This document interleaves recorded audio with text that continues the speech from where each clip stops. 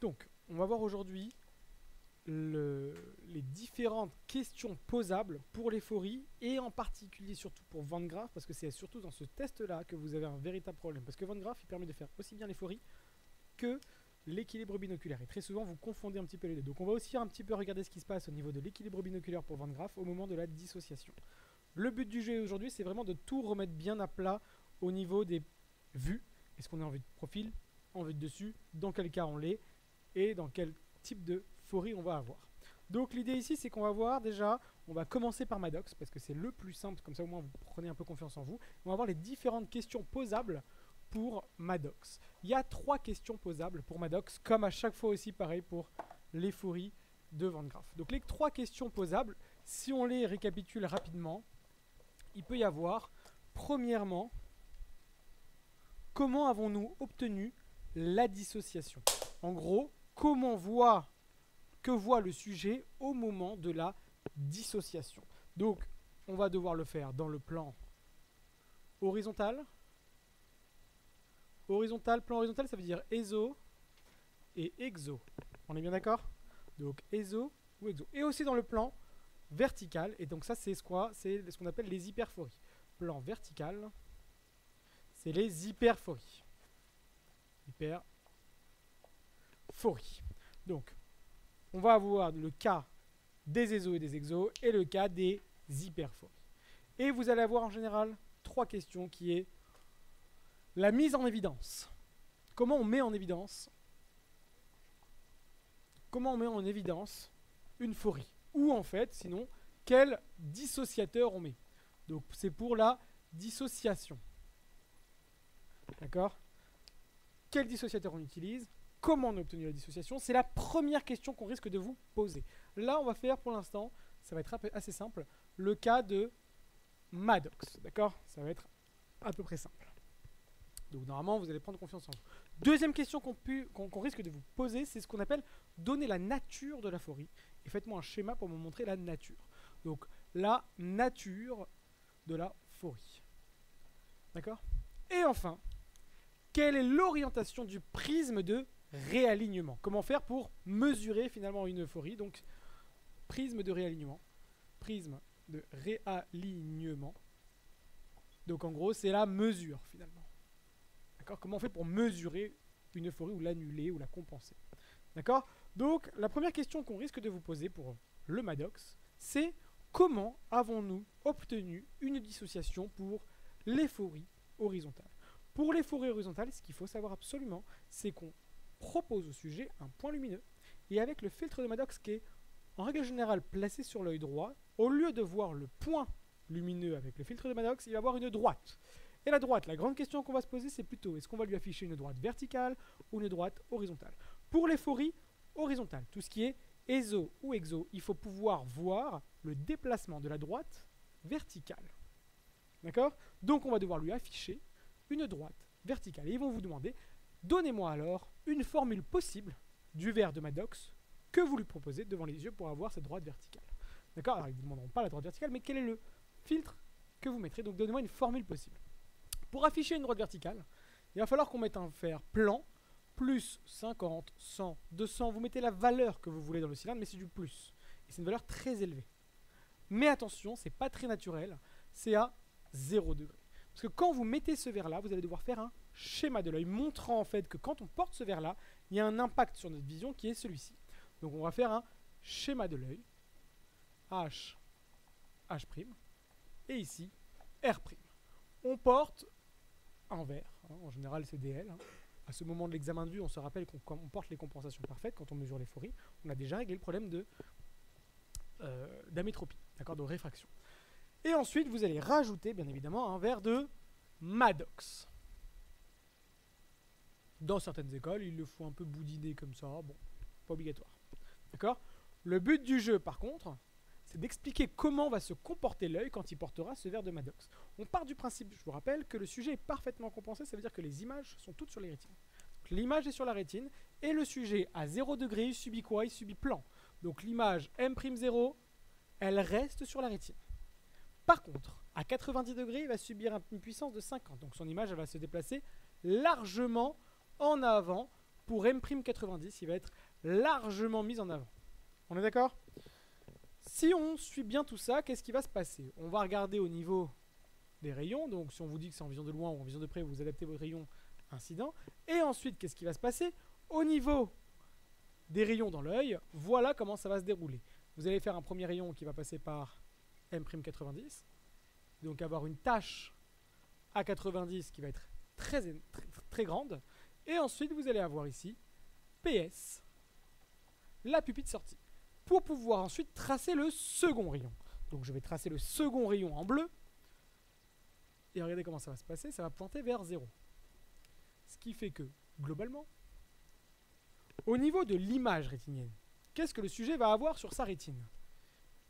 Je vous rappelle qu'au niveau de l'image rétinienne, le 0 est à droite. La grande tache sera donc à 90. Donc à 90 degrés, je fais un grand écart. À 0 degré, c'est même pas un écart, c'est un point. Donc en fait, je fais 2 points très proches. Et finalement, qu'est-ce qui va se passer? Le sujet, sur son image rétinienne, va avoir une focale verticale, donc une droite rouge verticale.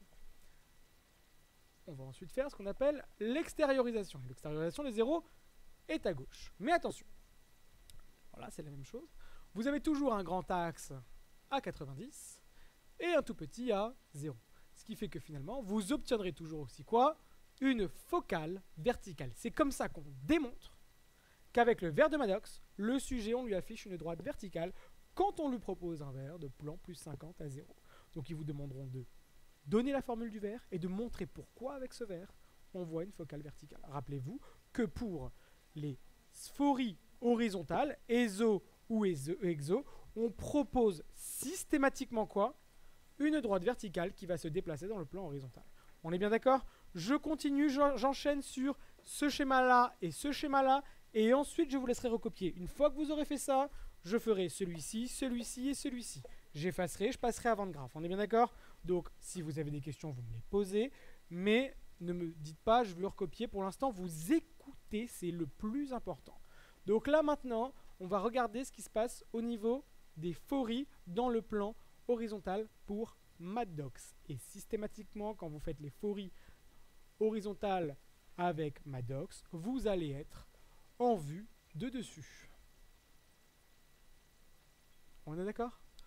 On va pour tous les tests que je vais faire, tous les exemples que je vais prendre le Maddox sur l'œil droit. D'accord?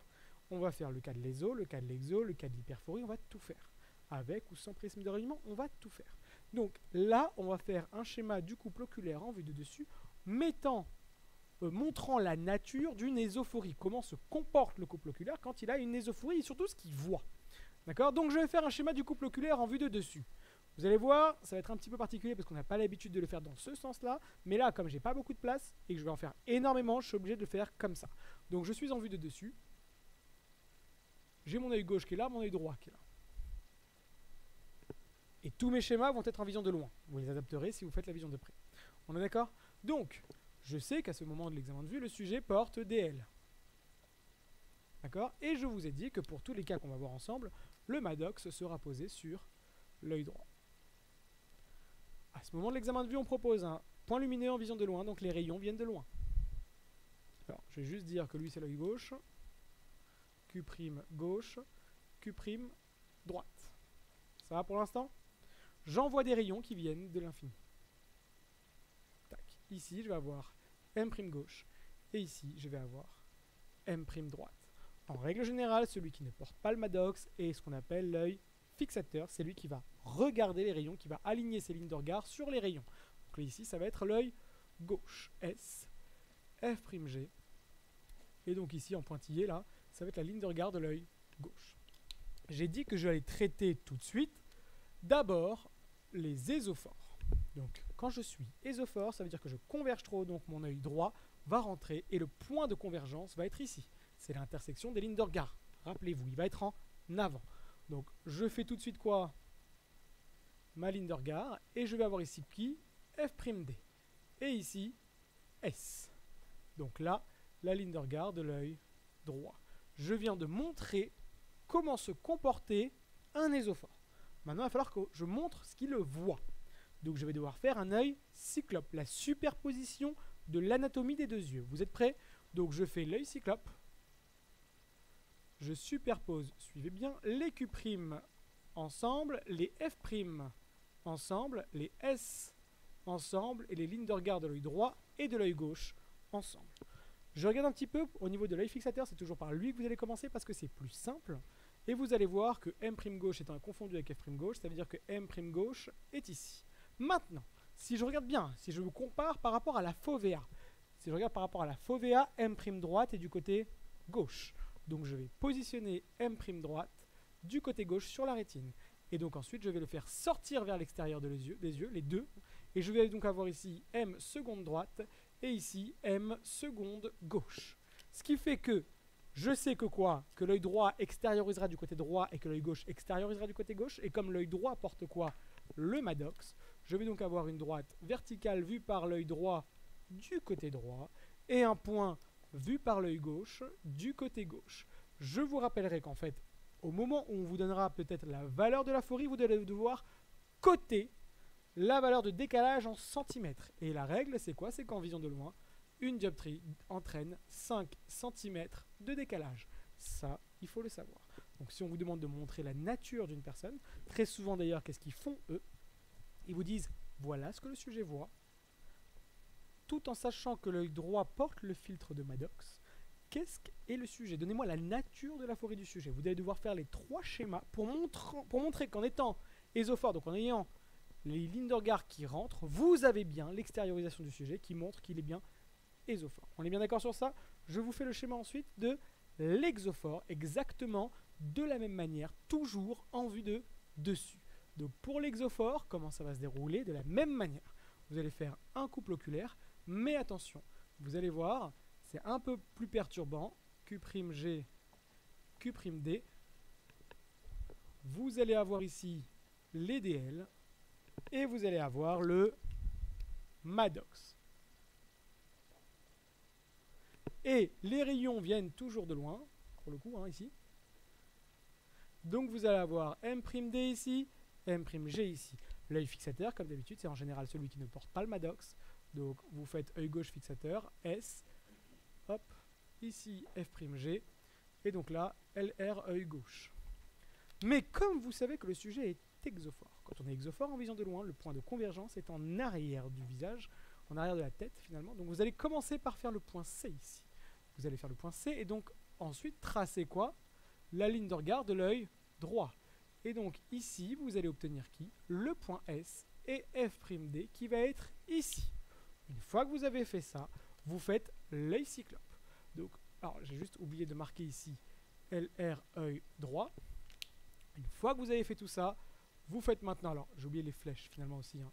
N'oubliez pas, n'oubliez pas les flèches rouges sur les rayons, sinon ils risquent de vous enlever des points. Il faut absolument montrer le cheminement des rayons. D'accord? Et mettre bien évidemment ici aussi ML infini, ML infini.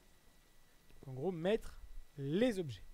Alors, ensuite, je vais donc faire l'œil cyclope. Au niveau de l'œil cyclope, comment je vais le faire? Comme d'habitude, tous les yeux cyclopes, vous allez commencer par quoi? Par superposer l'anatomie de l'œil, donc tous les Q', tous les F', tous les S et les lignes de regard.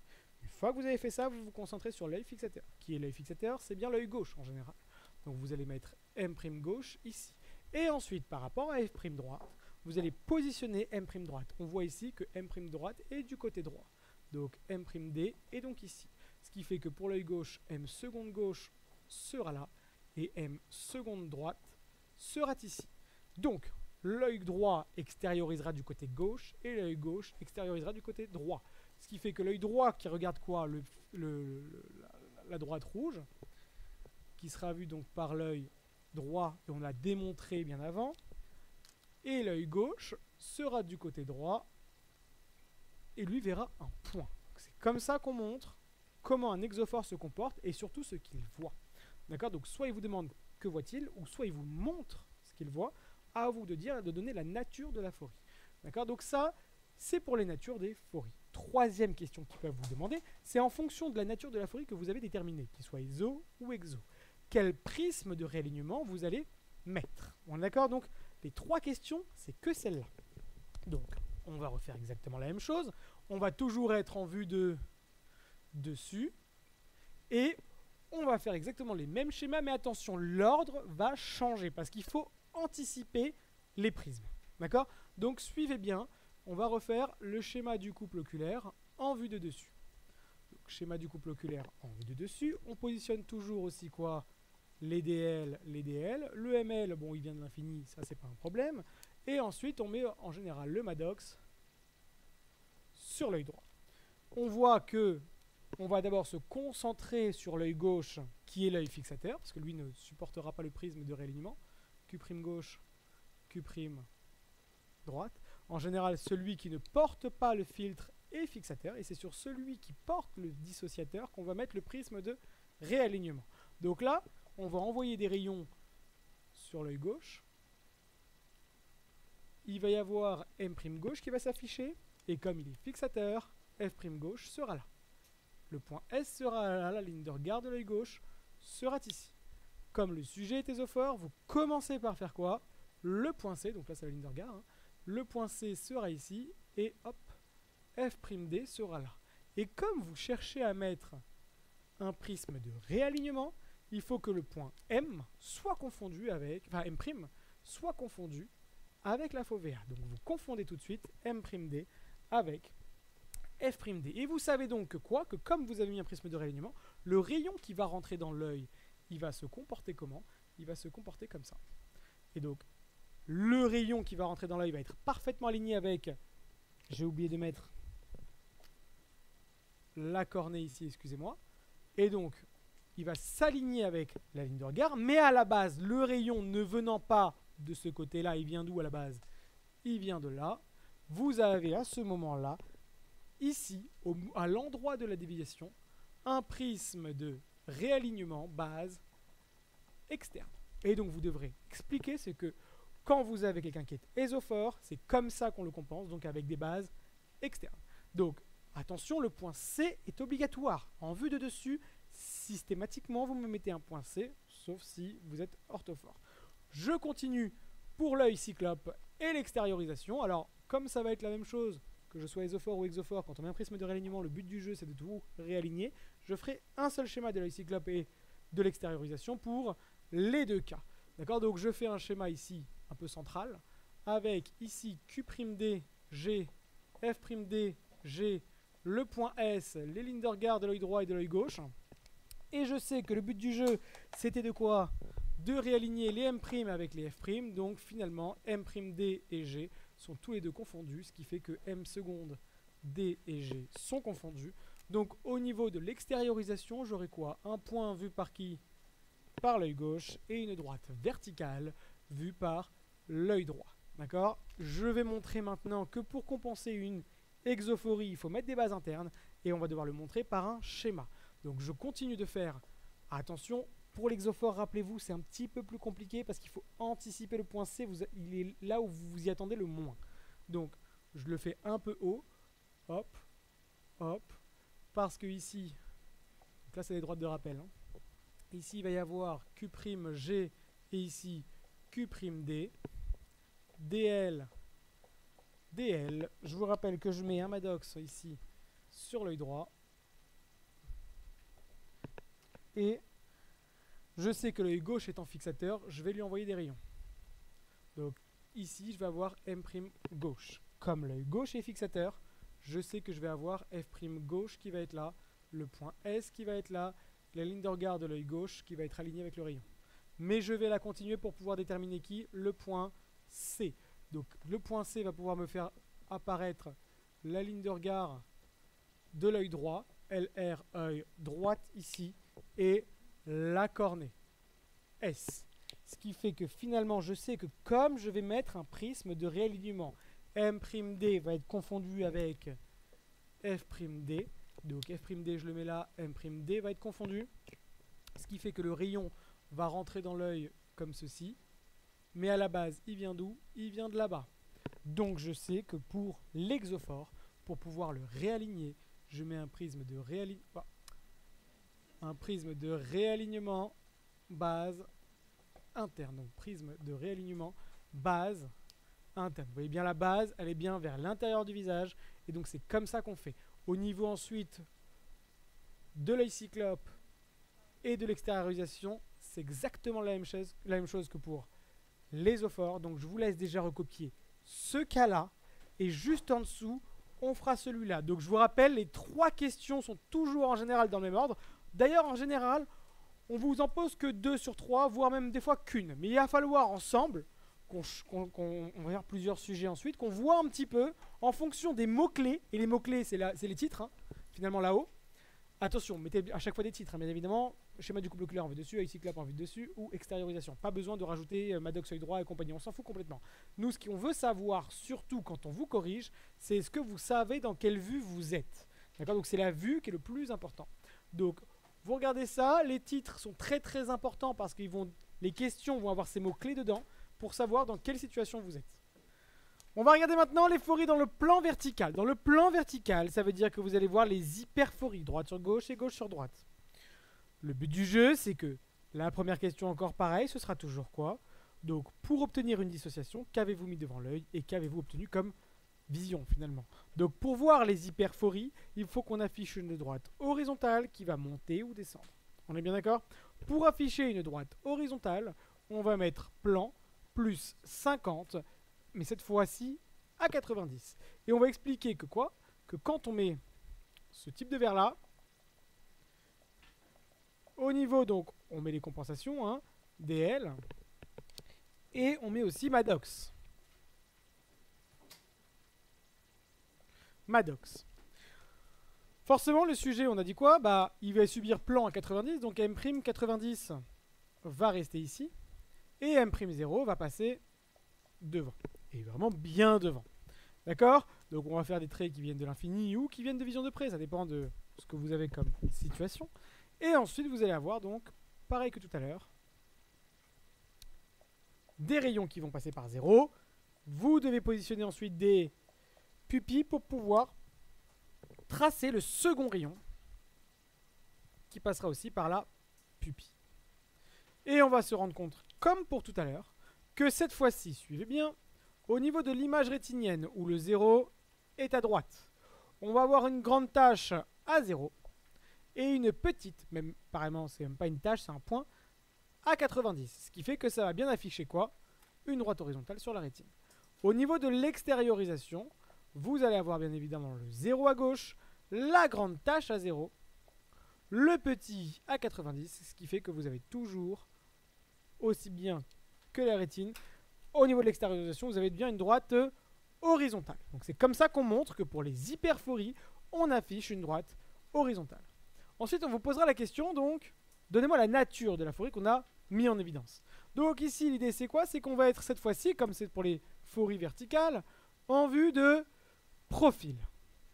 Donc, en vue de profil, on va faire un schéma du couple oculaire en vue de profil et vous allez voir un petit peu comment ça va se passer. On va commencer, on a fait les ESO, on va commencer par hyperphorie droite sur gauche. On va faire les deux. Hein. Hyperphorie droite sur gauche et hyperphorie gauche sur droite. Mais toujours, bien évidemment, avec le prisme de Maddox sur l'œil droit dans les deux cas. D'accord? Comme ça, vous pouvez voir un petit peu comment ça se passe. Donc, on va mettre un schéma du couple oculaire en vue de profil. N'oubliez pas de décaler les deux yeux. Et bien, de mettre des titres à chaque fois. Hein. Q'D ici, Q'G ici. On met les globes. On met les DL. Et on met le Maddox sur l'œil droit pour tous les tests qu'on va faire. D'accord? Les rayons, que ce soit en vision de loin ou en vision de près. C'est l'avantage de la vue de profil, ça reste exactement les mêmes. Donc nous on fait que la vision de loin, mais ça revient au même pour la vue de profil. Les rayons viennent directement taper l'œil. D'accord? Donc ici il va y avoir M' droite ici et M' gauche ici. L'œil fixateur, c'est en général celui qui ne porte pas le Maddox. Donc ici encore, ce sera qui? L'œil gauche. Donc F' gauche sera là. Et en fait, j'ai une hyperphorie droite sur gauche. Ce qui fait qu'en fait, la ligne de regard doit être au-dessus de celle de l'œil gauche. Donc l'œil droit ici doit monter. Donc l'œil droit qui monte aura une ligne de regard ici, un F'D ici, LR œil droite ici, LR œil gauche ici. Ça va pour l'instant pour tout le monde, pour le schéma du couple oculaire en vue de profil. Je fais ensuite comment? Il n'y a pas de... Ah oui, il n'y a jamais de point de convergence en vue de profil. Regardez bien, quand je mets ligne de regard elles ne se croisent pas. Alors, à la limite, on peut voir quelque chose, mais elles ne se touchent pas. Elles restent parallèles. Mais par contre, ESO-EXO, là, il y a un point de convergence. En vue de profil, jamais de point de convergence. Donc, ensuite, une fois que j'ai fait ça, je vais faire donc l'œil cyclope. Donc, l'œil cyclope en vue de profil. Q'D, F'D, G, et le point S, et les lignes de regard, œil droit, œil gauche. M'G, on va commencer toujours par celui qui est fixateur. M'G est confondu, donc M seconde G est tout droit. Et M'D, lui, est au-dessus. Et donc M seconde D sera en dessous. Et l'œil droit voyant quoi? La droite. La droite sera donc en dessous vu par l'œil droit. Et l'œil gauche verra lui le point vu par l'œil gauche. C'est donc comme ça que je ferai mon extériorisation. On est bien d'accord? Je fais exactement la même chose maintenant pour l'hyperphorie gauche sur droite. Et vous allez voir que c'est un peu plus délicat. Donc, maintenant, toujours en vue de profil, je fais une hyper gauche sur droite. Regardez bien ce qui va varier. Ce qui va varier, ça va être pas l'œil fixateur, mais le comportement de l'œil droit. Vous allez voir. Donc ici, j'ai toujours l'œil fixateur qui va être l'œil gauche parce que... Alors, je vais juste faire un petit décalage un peu plus important. Ici, je vais avoir Q' gauche et ici, je vais avoir Q' droit. Tac et tac. Donc je fais en couple oculaire, je mets un DL et je mets un Maddox. L'œil droit, l'œil gauche, excusez-moi, lui est toujours fixateur. Hein. Et l'œil droit, lui, reçoit aussi les rayons, M'D, M'G. Et comme l'œil gauche est fixateur, comme d'habitude, lui a le point S, F'G, LR, œil gauche. On est d'accord? Maintenant, je veux une hyperphorie gauche sur droite. Il faut que la ligne de regard de l'œil gauche soit au-dessus de celle de l'œil droit. Pour obtenir ça, sachant que l'œil gauche est resté droit, il faut que l'œil droit descende. J'aurai toujours une hyperphorie gauche sur droite. Donc il faut maintenant que je fasse descendre l'œil droit. Et donc ici, je vais avoir F'D, LR, œil droit. Bien évidemment, on ne me met pas toujours de point de convergence, on est en vue de profil. Donc, je fais un œil cyclope pour montrer tout ça. Q'DG, F'DG, S, LR, œil droite, gauche. J'ai donc M'G qui est ici. Donc, M seconde G est là. Et M'D, je ne sais pas si vous le voyez, mais il est en dessous. Donc, forcément, M'D sera là, ce qui fait qu'il sera au-dessus. Et donc, au niveau de l'extériorisation, j'aurai quoi? Une droite vue par l'œil droit, mais qui sera en haut. Et un point vu par l'œil gauche, qui sera en bas. Je vous rappelle encore le décalage, une dioptrie 5 cm pour la vision de loin, une dioptrie 0,4 cm pour la vision de près à 40 cm. Donc là, je viens de montrer la nature d'une hyperphorie, donc en gros le comportement et comment le sujet va percevoir son hyperphorie. Donc en général, ils vous diront, le sujet voit ça ou ça, donnez-moi la nature de la phorie. Donc vous allez devoir faire un schéma du couple oculaire en vue de profil de l'œil cyclope pour montrer. Oui. Oui. Vous voyez bien ici que l'œil droit est en dessous, la M' droite est en dessous de F'D. Donc vous le mettez en dessous de F'D. Et après, au niveau de l'extériorisation, l'œil droit vous voit à l'impression que le rayon vient d'en haut. Donc il extériorise la droite en haut, au-dessus de l'extériorisation de l'œil gauche. C'est les extériorisations de l'œil cyclope qui me donnent le schéma de l'extériorisation. On est d'accord? C'est pas les images, attention. Donc, je continue, je mets les prismes de réalignement et ensuite, je vous laisse recopier. Donc, je vais encore toujours être en vue de profil et je vais encore traiter d'abord une hyperphorie droite sur gauche et ensuite une gauche sur droite. Donc, on y va, je fais un schéma du couple oculaire en vue de profil. Q'G, Q'D. Donc j'ai bien créé le décalage. Hein. Je mets les DL, le Maddox sur l'œil droit. Mais attention, l'ordre va être primordial. Je commence toujours par qui? Par l'œil qui est fixateur, celui qui ne porte pas le Maddox. J'envoie les rayons M'G. Je sais que lui va être fixateur. Donc F'G, le point S, la ligne de regard de l'œil gauche. On est d'accord pour l'instant? Je mets tout de suite la ligne de regard de l'œil droit. J'ai une hyperphorie droite sur gauche. Je mets la ligne de regard tout de suite.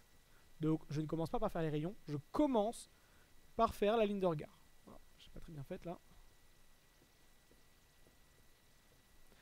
F'D est donc ici. Et comme je mets un prisme de réalignement, il faut que quoi? Que M'D soit confondu avec F'D. J'envoie donc un rayon qui va aller vers où? Vers M' et F'. Mais à la base, il vient d'où? De là. Et donc ici, je vais avoir un prisme de réalignement. Base inf. On est d'accord? Donc prisme de réalignement. Base inf. L'idée ici ensuite, c'est que je vais devoir faire un œil cyclope et une extériorisation. Ça va être exactement la même pour l'hyperphorie droite sur gauche que gauche sur droite. Le but étant quoi? De réaligner à chaque fois les images, que ce soit une hyper gauche sur droite ou droite sur gauche. Donc je vais faire le même schéma pour les deux. On est d'accord? Je vais le faire ici. Donc, au niveau de l'œil cyclope, Q'Dg, F'Dg, S, LR, œil droite-gauche. Les deux images sont confondues avec les faux VA. Donc finalement, j'ai quoi? M seconde droite-gauche qui seront confondues. L'œil droit voit toujours quoi? La droite horizontale. Et l'œil gauche va avoir son point qui va être confondu avec la droite qui sera vue. Donc le point sera vu par l'œil gauche. On est d'accord? Je vais maintenant faire quoi? La vue de profil avec le prisme de réalignement. Pourquoi? Pour l'hyperphorie gauche sur droite. Donc pour la gauche sur droite, donc hyper gauche sur droite. L'hyper gauche sur droite. Q'D va être là. Q'G va être là. Je mets les DL. Je mets le Maddox. Alors je vous rappelle quand même qu'à chaque fois, alors c'est particulier pour la vue de profil, vous mettez les ML pour chaque œil. Parce qu'en fait c'est considéré comme un peu deux rayons, enfin deux yeux complètement différents. ML infini à chaque fois. D'accord? ML infini. ML infini. Alors, je vais donc envoyer des rayons sur l'œil gauche, on est d'accord? M' gauche va être là. Comme lui est fixateur, forcément, qu'est-ce qui va se passer? Il va y avoir le point S qui va se mettre là. La ligne de regard de l'œil gauche va être là. Confondu avec F' gauche. Je sais que j'ai une hyperphorie gauche sur droite, donc l'œil droit va descendre. Ce qui fait que le point S va être là, F'G va être là. Et comme je mets un prisme de réalignement, M'G va être confondu avec F'. Les rayons vont s'aligner avec les lignes de regard, mais à la base, le rayon vient d'où? De là. Donc pour l'hyperphorie gauche sur droite, je vais donc devoir mettre une base sup sur l'œil droit, et à la fin, j'aurai la même extériorisation. Il va falloir que vous appreniez, parce qu'on sait que pour les ESO, on met des bases externes, et pour les ESO, on met des bases externes, et pour les exos, on met des bases internes. Sauf que quand c'est des hyper, la règle ne marche plus. Quand c'est des hyper, vous allez apprendre le moyen mémotechnique que quand vous avez une hyperphorie droite sur gauche, ou quand vous avez une hyperphorie gauche sur droite. En fonction de sur qui vous allez mettre le prisme de réalignement, ça va varier. Alors que pour les ESO, les exos, que vous mettiez sur l'œil droit ou sur l'œil gauche, ça ne change pas. C'est des bases externes pour les ESO, des bases internes pour les exos. Quand vous avez une hyperphorie droite sur gauche, vous mettez soit, pour réaligner, des bases inf sur l'œil droit, soit des bases sup sur l'œil gauche. Et quand vous avez une hyperphorie gauche sur droite, vous mettez soit des bases sup sur l'œil gauche, soit des bases inf sur l'œil gauche, excusez-moi, soit des bases sup sur l'œil droit. On est bien d'accord? Vous apprenez tout ça par cœur. Donc en fonction de la question, vous allez être dans une des situations qui sont ici. On est d'accord? Oui, exactement. C'est sur qui vous allez positionner le prisme de réalignement que vous allez pouvoir utiliser cette règle-là pour pouvoir vérifier vos schémas. On est bien d'accord? Regardez bien ici, j'ai bien une hyperphorie gauche sur droite, j'ai mis un prisme de réalignement sur l'œil droit, j'ai bien mis une base sup, c'était bon. Ici, j'ai mis une base inf pour une hyperphorie droite sur gauche, c'est bien le cas. D'accord? Donc c'est un moyen de vérifier si vos schémas sont faux ou pas, et ça, c'est l'extériorisation et l'œil cyclope, enfin l'œil cyclope et l'extériorisation pour le prisme de réalignement, quelle que soit l'hyperphorie, finalement, j'ai quoi? Le même résultat quand j'ai un prisme de réalignement. On va faire exactement le même principe, mais maintenant, ça va être pour le test des phories, mais avec la méthode de Van Graff. Donc là, ça va être Van Graff. Mais attention, c'est pour les phories. Parce qu'il existe Van Graff aussi pour l'équilibre binôme. Et là, à ce moment-là aussi, on joue avec des prismes pour pouvoir créer une dissociation. Alors, on va aussi faire dans le plan horizontal. Rappelez-vous, c'est pour toujours les ESO ou les exos. Et on va faire aussi pour le plan vertical. C'est pour les hyper. Pour les hyperphories, droite sur gauche, gauche sur droite. Comment? Alors là, c'est pas Maddox. Là, c'est fini Maddox, on oublie. On va utiliser quasiment le même principe. Enfin, en tout cas, en termes de schéma du couple oculaire, ça va se ressembler énormément. D'accord? Mais il va y avoir des variations, surtout pour la première question. Suivez bien. La première question, tout comme pour le filtre de Maddox, on va vous dire comment avez-vous obtenu la dissociation. Donc, comment vous avez mis en évidence? Qu'est-ce que vous avez fait pour mettre en évidence des phories avec la méthode de Van Graff? Deuxième question, c'est quelle est la nature de la phorie qui en est ressortie? Quelle est la nature de la phorie? Et enfin, quel est le prisme de réalignement que vous avez mis? D'accord? Voilà les trois questions qui vous posent en général sur les phories. Attention, pour la première question, c'est un peu plus compliqué que Maddox. Maddox, c'était facile. Hein. En gros, on décidait d'afficher soit une droite verticale, soit une droite horizontale, en fonction de la phorie qu'on voulait mettre en évidence. L'idée ici, c'est qu'il va falloir réfléchir sur qu'est-ce qu'on veut faire pour les phories horizontales et qu'est-ce qu'on veut faire pour les phories verticales. Pour les phories horizontales, comment fonctionne Van Graff? Van Graff, il a dit voilà, je vais vous proposer une ligne de lettres. Alors en général, c'est une colonne normalement, mais bon, dans les sujets, il ne se prend pas la tête, il met toujours des lignes. Il va donc afficher une ligne de lettres qui sera vue par les deux yeux. Normalement, dès qu'on vous affiche une ligne de lettres, vous la voyez avec vos deux yeux et vous fusionnez. Van Graff va décider de faire quoi? De prendre cette ligne de lettres et de faire en sorte de vous mettre des prismes de dissociateurs pour faire en sorte que vous voyez double cette ligne de lettres, mais pas dans n'importe quel sens.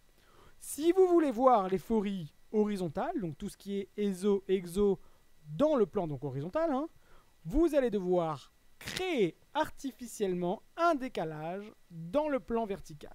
Donc on va faire en sorte, quand on vous affiche une ligne de lettres, que vous la voyez double dans le plan vertical.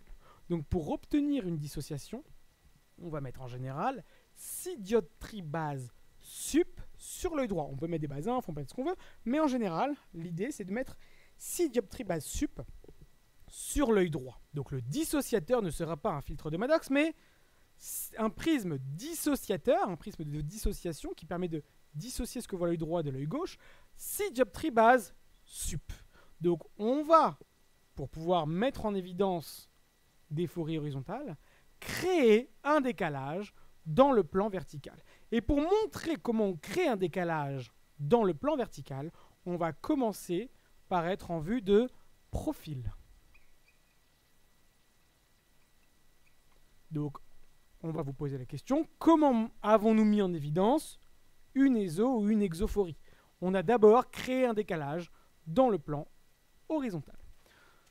Donc, en général, on met 6 dioptries base sup sur l'œil droit. Ils peuvent vous en mettre autres. Mais en général, nous, c'est ça qu'on va mettre. Donc, on va étudier ce cas-là.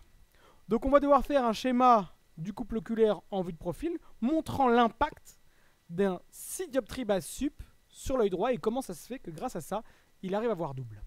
Donc, on fait un schéma du couple oculaire en vue de profil. Q'D ici, Q'G ici. Le sujet porte les compensations DL. Il porte, pas un Maddox, mais il porte 6 dioptries base sup sur l'œil droit. Donc on va faire un dessin de 6 dioptries base sup. Et c'est un prisme dissociateur. C'est pas un prisme de réalignement, c'est un prisme qui me permet de voir double. On est d'accord? Donc, une fois qu'on a fait ça, on va envoyer des rayons en fonction de ce que va devoir voir chaque œil. Pour l'œil gauche, ça va être assez simple, comme il n'y a pas de prisme dissociateur, donc m'G va être là. Par contre, pour l'œil droit, comme il y a un prisme, les rayons vont se comporter différemment. Donc ils viennent de loin, et ils vont être déviés finalement pour aller vers qui? Vers Q'. Et donc ici, il va y avoir le décalage qu'on aura créé. Et il y aura donc m'D. On crée ce décalage en anticipant le fait que l'œil droit ne pourra pas aligner ses lignes de regard avec les rayons. En fait, comme on met 6 dioptries dans le plan vertical, c'est beaucoup trop élevé, vous n'avez jamais vu quelqu'un avec un œil qui monte et l'autre qui descend, forcément, les deux yeux vont rester tout droits. L'œil gauche sera fixateur parce qu'il ne porte pas le prisme dissociateur. Et donc ici, je vais avoir S et F'G. Je vais quand même vous mettre ici DL que j'ai oublié. Donc, comme F'G est ici, on va avoir ici la ligne de regard de l'œil gauche. On est bien d'accord? Attention, l'œil droit ne descendra pas. Quand l'œil gauche reste droit, l'œil droit, lui aussi, restera droit. On considérera, en tout cas, on vous demandera de négliger l'hyperphorie qu'il a s'il a une éventuelle hyperphorie. En général, très souvent, c'est rare qu'il ait une hyperphorie. Donc, on va considérer qu'il est orthophore. Et donc, forcément, qu'est-ce qui va se passer? Le point S va se situer là. La ligne de regard va rester là. Et donc, F'D ne sera pas confondu avec m'D. C'est comme ça qu'on obtient donc une dissociation. Donc, l'air œil droit. On va devoir ensuite montrer donc que grâce au comportement de l'œil qui va rester droit alors que les rayons sont déviés, on va donc faire un œil cyclope pour montrer comment le couple oculaire va interpréter les images. Donc on fait un œil cyclope, où on fait quoi? Q'DG, on va confondre les F'DG, les points S et les lignes de regard, œil droit, œil gauche, et ensuite on va positionner les images. On commence toujours bien évidemment par l'image qui est vue par ce qu'on appelle l'œil fixateur, l'œil qui maintient la fixation. Et donc ce sera donc l'œil gauche. L'œil droit, lui, a son image qui est au-dessus de la fovea. Donc ce qui fait que M seconde droite sera en bas et M seconde gauche sera en haut. Vous allez donc devoir montrer que le sujet, quand vous lui proposez une ligne de lettres, comment il va la voir? Il va la voir double, avec l'œil gauche qui extériorisera en haut et l'œil droit qui extériorisera en bas. Et aussi, comme vous êtes en vision de loin ou vision de près, là je traite la vision de loin. Comme vous avez créé artificiellement un décalage, une dissociation de 6 dioptries. Bah, une dioptrie fait toujours quoi? 5 cm en vision de loin. Donc en règle générale, vous allez avoir ici un décalage de 30 cm. Attention, prenez bien d'un coin à un même coin. Vous ne pouvez pas me dire que les 30 cm, c'est entre là et là. C'est entre en haut et en haut. La partie d'en bas et la partie d'en bas, si vous voulez. Mais ce n'est pas la partie d'en haut et la partie d'en bas. C'est vraiment d'un même coin à un même coin. Ça vous permettra de ne pas vous tromper sur les décalages. D'accord? Donc là, on vient de créer une dissociation. On est tous d'accord sur ça? C'est la première question. Donc, comment obtenez-vous la dissociation ou comment mettez-vous en évidence une éso- ou exophorie? Oui. Alors, on aurait eu un inversement des hauteurs. Oui, c'est toujours bon, mais attention, c'est eux qui vous imposeront, vous allez voir dans les sujets, comment, quel prisme on met. D'accord? Alors, faites attention, c'est très subtil. Vous allez voir pourquoi. Quand je vais faire la deuxième partie, vous allez voir comment ça va être posé. Donc, on va faire la deuxième partie, et vous allez voir un petit peu comment ça va être traité. Alors, regardez bien, et juste avant, je vais devoir vous rappeler quelque chose, oui. Quoi en VP, ça rend quoi? Ah, en VP, une dioptrie 0,4 cm, donc 6 fois 0,4. Alors, les rayons sont exactement les mêmes quand on est en vue de profil. Quand on est en vue de profil, que ce soit VL ou VP, ça ne change rien parce qu'en fait, on considère que ce jeu soit en vision de loin ou en vision de près, la hauteur des tests sont à la même hauteur. Ils ne sont pas plus bas ou plus haut. D'accord? Donc, en vue de profil, il n'y a aucune différence dans les schémas du couple oculaire. Il y a une différence pour la vue de dessus, forcément, parce que les rayons ne viennent pas de l'infini. Mais en vue de dessus, il n'y a aucune différence parce que la hauteur est la même. Maintenant, suivez bien. Quand je suis en vue de profil, quand vous me regardez, le prisme, vous voyez bien un triangle. On est bien d'accord? Et donc c'est pour ça que j'ai mis un triangle base sup. Maintenant, quand vous êtes en vue de dessus, vous voyez quoi? Vous voyez la base du prisme. Donc, le prisme dissociateur, on va devoir le modéliser sur le schéma en vue de dessus, hein, pour montrer les os ou l'exo. Hein, vous savez, les fories dans le plan horizontal, on le fait en vue de dessus. Alors on les dissocie dans le plan vertical, donc on montre sa dissociation en vue de profil, mais quand on va les mesurer, on va être en vue de dessus. Et en vue de dessus, quand on met un prisme base sup, on voit quoi? La base. Donc, le prisme dissociateur, qui jouera un peu le même rôle que Maddox finalement, on ne va pas pouvoir faire un trait, mais un rectangle. Donc c'est la seule nuance finalement. Donc, regardez un petit peu comment ça va se passer. Là, maintenant, on va être en vue de dessus. Pour la nature d'une éso ou d'une exo. Je vais donc faire un schéma du couple oculaire en vue de dessus et je vais commencer par les ésos. Donc, suivez bien, je refais encore le schéma Q' gauche, Q' droite. J'ai mes lunettes, mais maintenant j'ai aussi quoi? Un prisme dissociateur qui me permet de voir double. Et on a vu comment on faisait pour voir double. Regardez bien ensuite ce qui va se passer. Est-ce que vous êtes d'accord avec moi que les rayons vont se comporter comme ça? Et vous allez voir pourquoi ils se comportent comme ça. Est-ce que vous êtes d'accord avec moi que quand vous êtes en vue de profil, les rayons sont déviés? Donc vous voyez bien le rayon tac, et ensuite il monte. Par contre, quand vous êtes en vue de dessus, vous ne voyez pas la montée. On ne voit pas le rayon qui va sortir de la feuille finalement. Donc on est obligé de le laisser comme ça. Donc quand vous avez un prisme dissociateur en vue de dessus et qui est une base sup, vous le modélisez par un rectangle, mais vous vous comportez, vous faites le même schéma finalement que Maddox. D'accord? C'est juste le dissociateur qui va être différent. Ce qui fait que ici, je vais avoir quoi? M'G et ici M'D. On n'oublie pas bien évidemment les flèches, hein. Ils vont vous s'embêter avec ça. Et une fois que je sais que c'est souvent, quasiment tout le temps ça, celui qui ne porte pas le dissociateur, ici c'est pas un filtre, mais c'est un prisme, dissociateur qui fixe, on va avoir quoi? F'G qui va fixer S, LR œil gauche. Comme je suis dans le cas d'un ésophore, le point C va être là finalement. Donc je fais le point C. Je vais ensuite vers Q' droit. Je vais avoir ici F'D. Et enfin ici, le point S et la ligne de regard de l'œil droit. Je viens de montrer le comportement d'un ésophore. Mais attention, c'est là que ça va être compliqué. On va devoir montrer finalement comment le sujet perçoit le test. Et attention, ça va être très difficile. Suivez bien. Vous allez avoir ici donc l'œil cyclope. Q', D et G. F'D et G. Et ici le point S, LR œil droite, gauche. Vous allez ensuite positionner les M' comme d'habitude et ça ne va pas changer. Vous allez avoir M' gauche qui va être où? Sur la fovea et M' droite qui va être du côté gauche. Donc forcément, vous allez avoir le M seconde droite qui va être là, M seconde gauche qui va être là. Donc l'œil droit extériorise à droite, l'œil gauche extériorise à gauche. Mais il faudra aussi prendre en compte le fait que vous avez créé un décalage dans le plan vertical. Donc là, vous avez un double décalage. Un décalage que vous avez créé grâce à un prisme dissociateur, mais un décalage aussi qui est ressorti à cause de la phorie du sujet. Donc, vous savez que l'œil droit extériorisera à droite, que l'œil gauche extériorisera à gauche. Mais en plus d'être à gauche, par exemple, il va être aussi en haut. Donc, au niveau de l'extériorisation, je vais avoir l'œil gauche qui va être là et l'œil droit qui va être là. La valeur du décalage dans le plan vertical ne bougera pas et elle dépendra de qui? De la valeur du prisme du dissociateur. Et la valeur du décalage dans le plan horizontal dépendra de qui pour le coup, elle? De la valeur de la phorie d'une personne.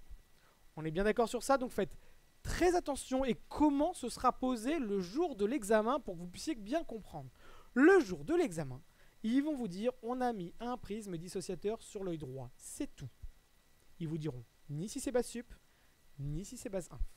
Ils vous diront par contre, voilà ce que le sujet voyait. Donc, vous savez que comme l'œil droit, l'extériorisation de l'œil droit est descendue, c'est lui qui portait des bases sup. Et donc, ils vous demanderont quelle était l'orientation du prisme dissociateur. Et donc, vous devrez faire tout ce schéma-là pour montrer le décalage. Deuxième question. À partir de cette extériorisation-là, dites-moi aussi la nature de la phorie. Est-ce qu'il est éso ou est-ce qu'il est exo? L'œil droit extériorise à droite, l'œil gauche extériorise à gauche, le sujet est éso. Vous devez faire ensuite ce schéma. Vous avez compris comment ce sera posé? Exactement. C'est ça qu'il vous pose. Il vous donne les extériorisations, à vous de faire tout le travail. Ou alors, il vous donne tout le travail, à vous de dire comment le sujet verra. C'est dans les deux sens. Exactement. Ils vous donneront les étapes. Alors, donnez-moi l'orientation du prisme. Faites-moi un schéma du couple. C'était l'année dernière. Oui, mais ils vous le demandent quand même. C'est-à-dire que, alors, très souvent, quand même, ils vous demandent, quand vous travaillez plan par plan, de travailler de manière indépendante. Sauf à la fin.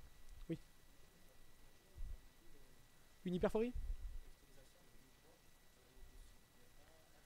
Oui, mais alors c'est faux. Parce que vous n'avez pas tenu compte de ce que vous avez fait juste avant. C'est ça le problème. Donc, il faut tenir compte de tout ce qu'on a fait avant. Oui. En général, c'est plusieurs questions séparées, étape par étape. D'accord? Mais il faut comprendre que quand vous arrivez à là, il faut que vous ayez tout de suite quel est le prisme dissipateur et quelle est la nature de la phorie. D'accord? Et eux, ils peuvent vous donner les valeurs et vous dire, bon, il y a un décalage, je sais pas moi, dans le plan horizontal de, je sais pas, 50 cm. Bah alors, ça veut dire qu'il est, dans ce cas-là, ésophore de 10. Vous voyez? Donc, ils vous demanderont aussi quelle est la valeur, peut-être. Donc, en fonction de où ils vous donnent la valeur, à vous de mettre quoi? La valeur du décalage. Donc, ils peuvent tout vous demander. La seule chose qu'il faut, c'est bien savoir dans quel plan vous allez travailler pour savoir quelle vue vous allez mettre. Quelle dissociation on a fait avant de mettre en évidence quel type de phorie. Donc, je fais juste l'exophore ici en vision de loin, donc avec le prisme, sans le prisme de réalignement. Et ensuite, je ferai quoi? Avec prisme de réalignement. Et on verra ensemble ensuite l'autre chose, l'autre plan. On est d'accord? Je peux continuer pour faire l'exo? C'est bon? Donc, on va maintenant faire l'exophore. Alors l'exophore, je vous rappelle que quoi? Qu'il faut prendre un peu de place parce que le point de convergence sera toujours en arrière. On est d'accord? Oui? Oui? Je crois que oui. Une hyperphorie de 1, c'est tombé une fois.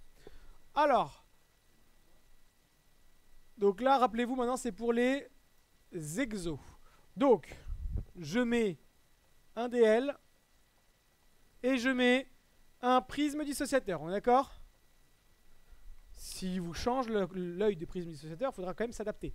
Le but du jeu, c'est de comprendre le cheminement. C'est toujours une base sup pour l'instant.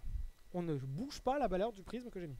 J'ai mis une base sup. Et d'ailleurs, on le voit, j'ai fait un rectangle. Comme je suis en vue de dessus, si je vois un rectangle, c'est que c'était une base sup. Si j'avais mis quoi? Un trait, ça aurait été l'arête du prisme, donc ça aurait été une base inf. Alors là, il faudra mettre un trait. L'extériorisation sera inversée.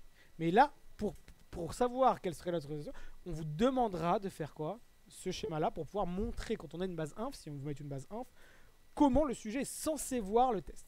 D'accord? Donc, je continue. Lui est fixateur m'G. Alors, j'ai oublié de mettre les Q'. Donc, je vais mettre les Q'.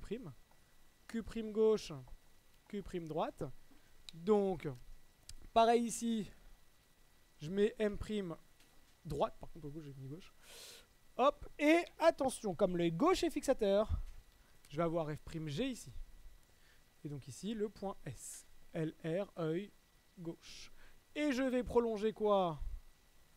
Pour faire un point C, ma ligne de regard, et pouvoir positionner qui? La ligne de regard de l'œil droit, exactement. Si vous ne faites pas ça, il y a de grandes chances que votre point C soit sur la copie du voisin. Vous mettez votre point C et après vous mettez la ligne de regard. Si vous faites l'inverse, il va y avoir un problème. F'D. Et donc, qu'est-ce qui va se passer? Donc, ligne de regard de l'œil droit. J'ai donc ça comme comportement du couple oculaire quand je suis exophore. Ce qui fait qu'au niveau de l'œil cyclope, que je vais faire en bas,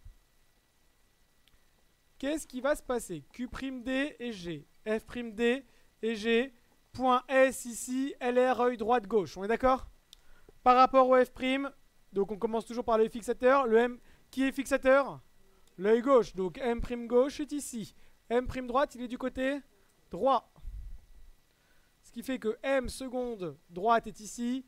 M seconde gauche est ici. Alors, on se rappelle aussi que quoi? Que l'œil gauche voit toujours en haut. Si, attention, s'il change, faites gaffe. Donc, l'œil gauche, il verra en haut et du côté droit. Et donc, l'œil droit, lui, verra plus bas du côté gauche.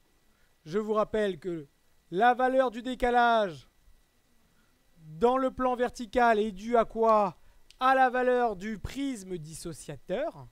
Et la valeur dans le plan horizontal du décalage dépendra de quoi? De la valeur de l'exophorie de la personne. On est d'accord? On continue, on enchaîne sur les prismes de réalignement. Et vous allez voir que même là aussi, il va y avoir des différences avec Maddox. Pas en termes de schéma, mais en termes encore d'extériorisation. Tout ne sera pas confondu. Le décalage dans le plan vertical va être maintenu. D'accord? Donc, je refais maintenant un schéma du couple oculaire pour, bien évidemment toujours en vue de dessus, pour d'abord les ésos. Et je me rappelle que les ésos, je les compense avec des bases externes. D'accord? Donc on va faire un schéma pour faire en sorte que le sujet puisse les compenser avec des bases externes. Donc on y va. Ici, c'est Q' gauche. Et ici, c'est Q' droit. Je porte toujours des lunettes et toujours des bases sup sur l'œil droit. Donc, prisme de dissociation sur l'œil droit. DL ici, DL ici. Ah oui, mince, j'ai inversé. Oh, merci. J'aurais fait n'importe quoi. Là, c'est gauche à gauche et droite à droite. Hein, on va pas faire une vue n'importe comment. Donc, alors, j'envoie donc des rayons, mais uniquement sur l'œil qui est fixateur. Et en général, c'est celui qui ne porte pas le prisme dissociateur. Et donc là, j'envoie des rayons. Et donc ici, j'ai M'G.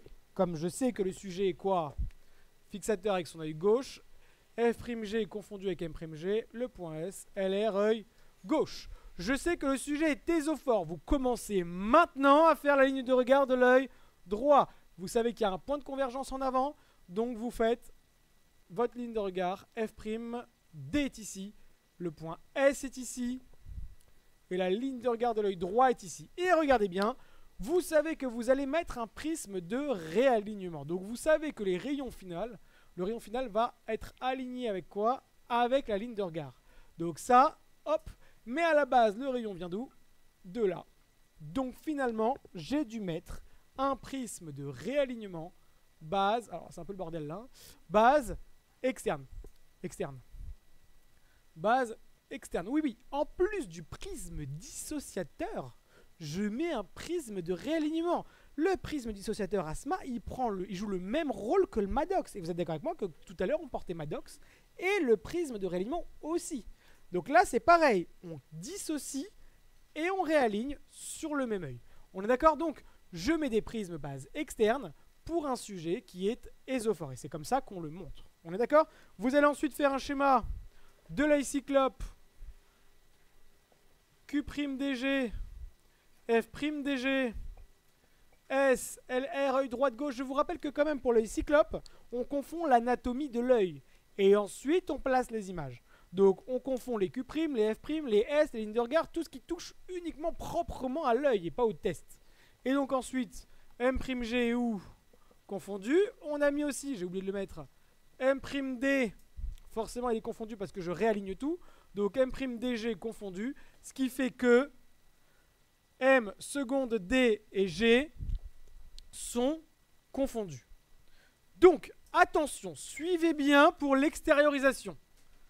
Je sais qu'ils vont être au même endroit, mais attention, le décalage existe toujours. Ce qui fait que le sujet verra toujours quoi? Œil gauche en haut, œil droit en bas, mais là, il reste le décalage uniquement dans le plan vertical. Je n'ai plus le décalage dans le plan horizontal. Le prisme de réalignement que j'ai mis, c'est des bases externes. J'ai annulé le décalage que j'avais avant dans le plan horizontal. Je finis avec l'exophore et le prisme de réalignement et après vous poserez toutes vos questions et vous aurez le temps de recopier. Donc, oui, c'est vrai.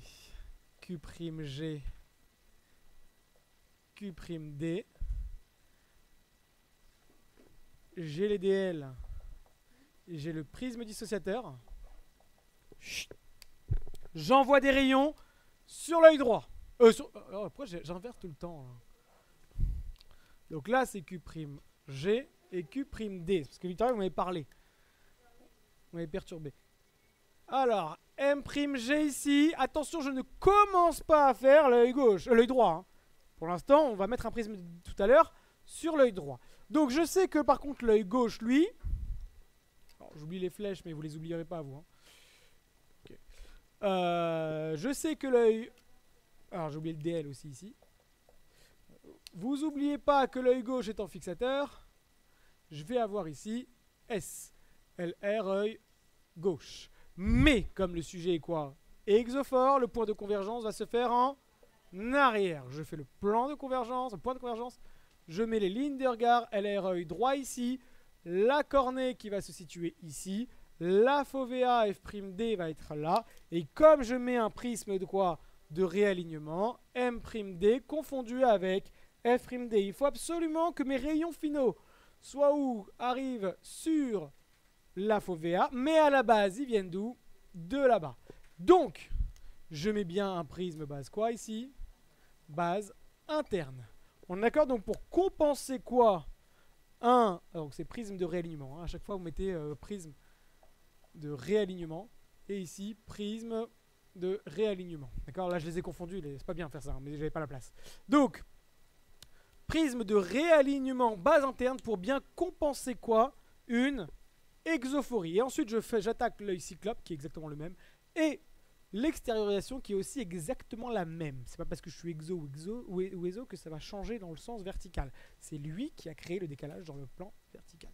Est-ce qu'on est d'accord pour tout le monde? Je vous laisse recopier ça.